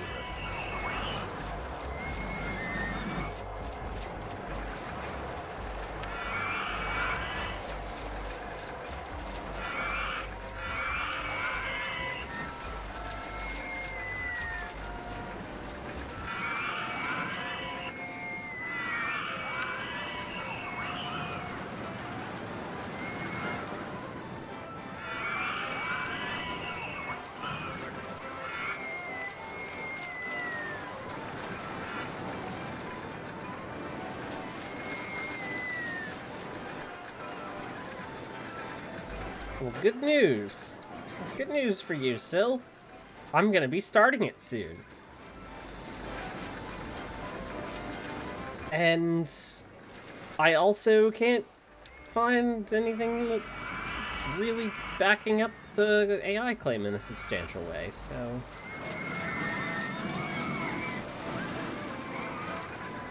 And if my understanding of the interview that I sent you on 3D Juegos is true, then, you know, they've come out and condemned the use of this fucking stuff.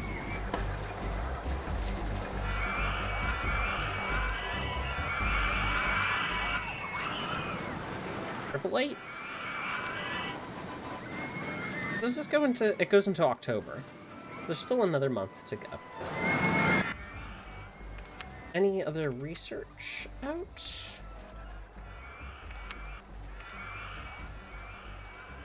Copper stall expected early October. Okay, how about this then?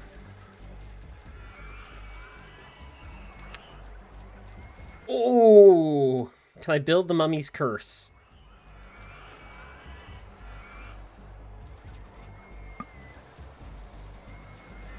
I can, and it would go over in that little area. Where's the... Okay, that's the pathway.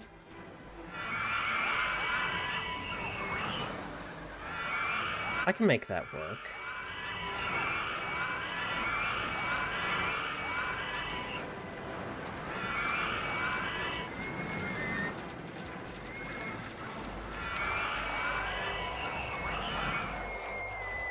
I know I just went and paid off all the debt, but... Also...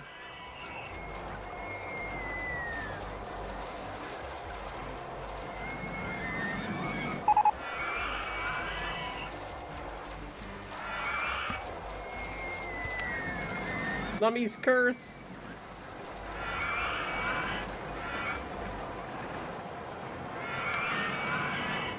It's the Pharaoh's curse!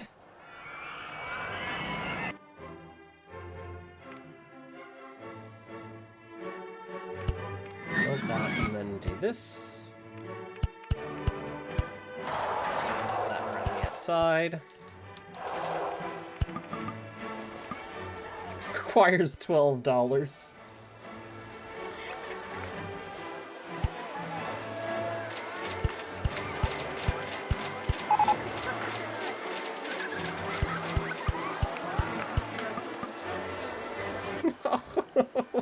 This is so sad.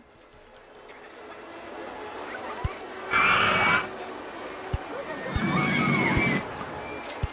have to build the last bit so slowly. Thank God. Okay, it's done. Open it, open it. Unleash the mummy's curse.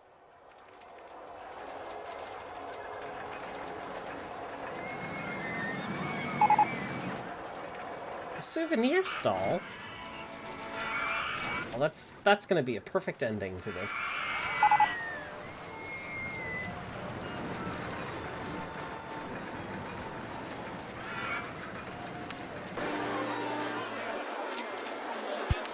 I'll put that right at the exit.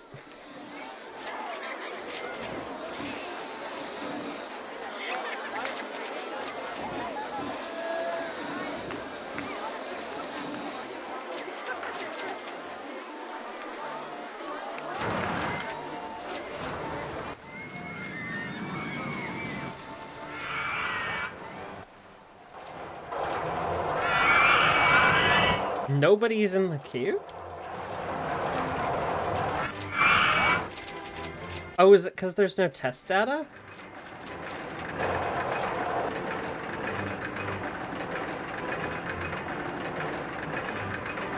The test data should have come in now. Very high intensity, very, and then good excitement and nausea. Now that there's data on it, people want to go for it. Advertising campaign. The mummy's curse! Approve that. Oh, it's because I didn't have enough money.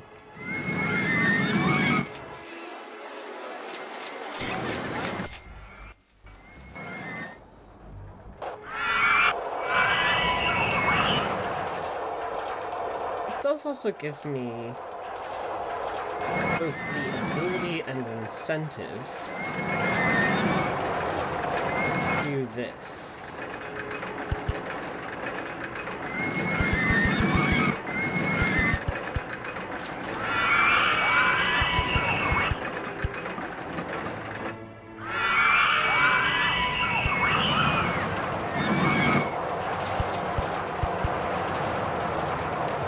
Just give me another grand so I can build.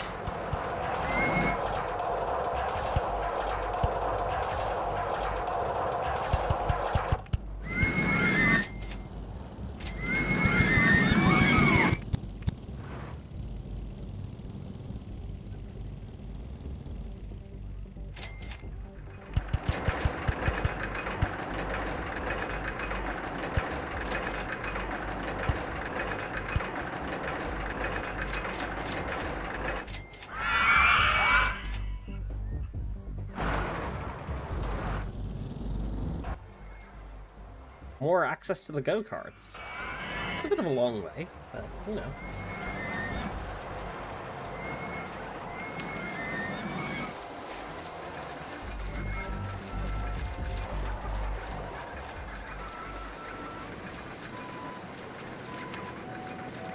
Altogether, this has come together pretty well. I hope folks have been enjoying. Thank you so much for coming around and watching.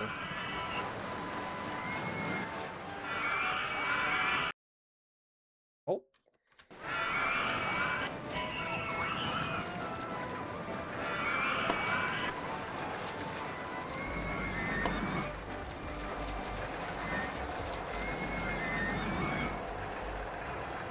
Oh gosh. Oh no. The footpath problem. It has begun anew.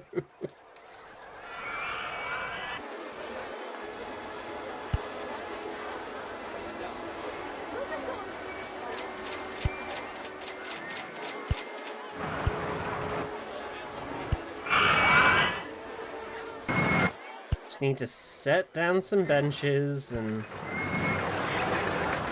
God. Repair.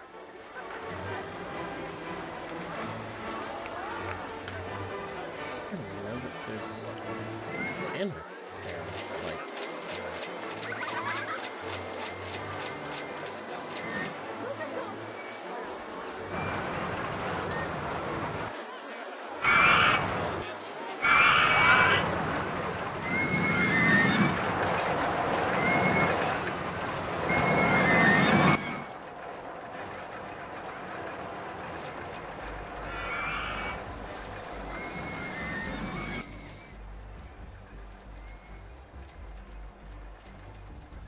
We all came together.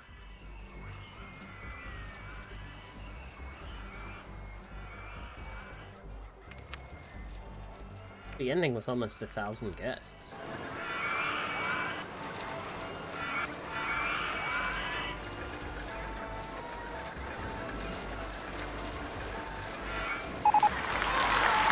I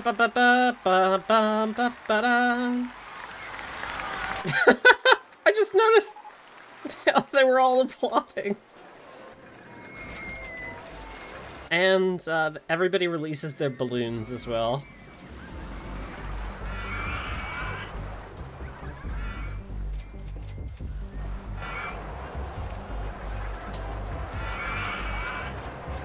There we go. No, okay, what an ending. Just end with Dynamite Blaster breaking down. Perfect.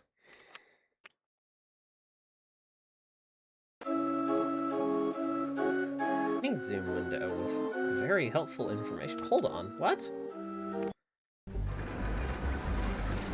Whoa!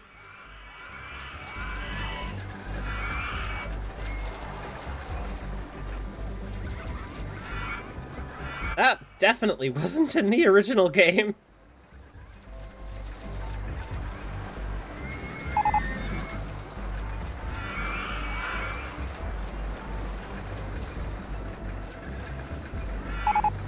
That's funky.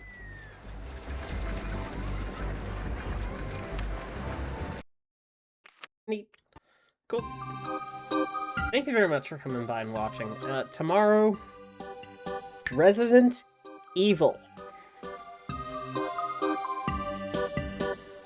Resident Evil 4 Separate Ways is tomorrow. So I hope y'all are looking forward to that. Until then, thank you very much, and yeah, I'll see you tomorrow.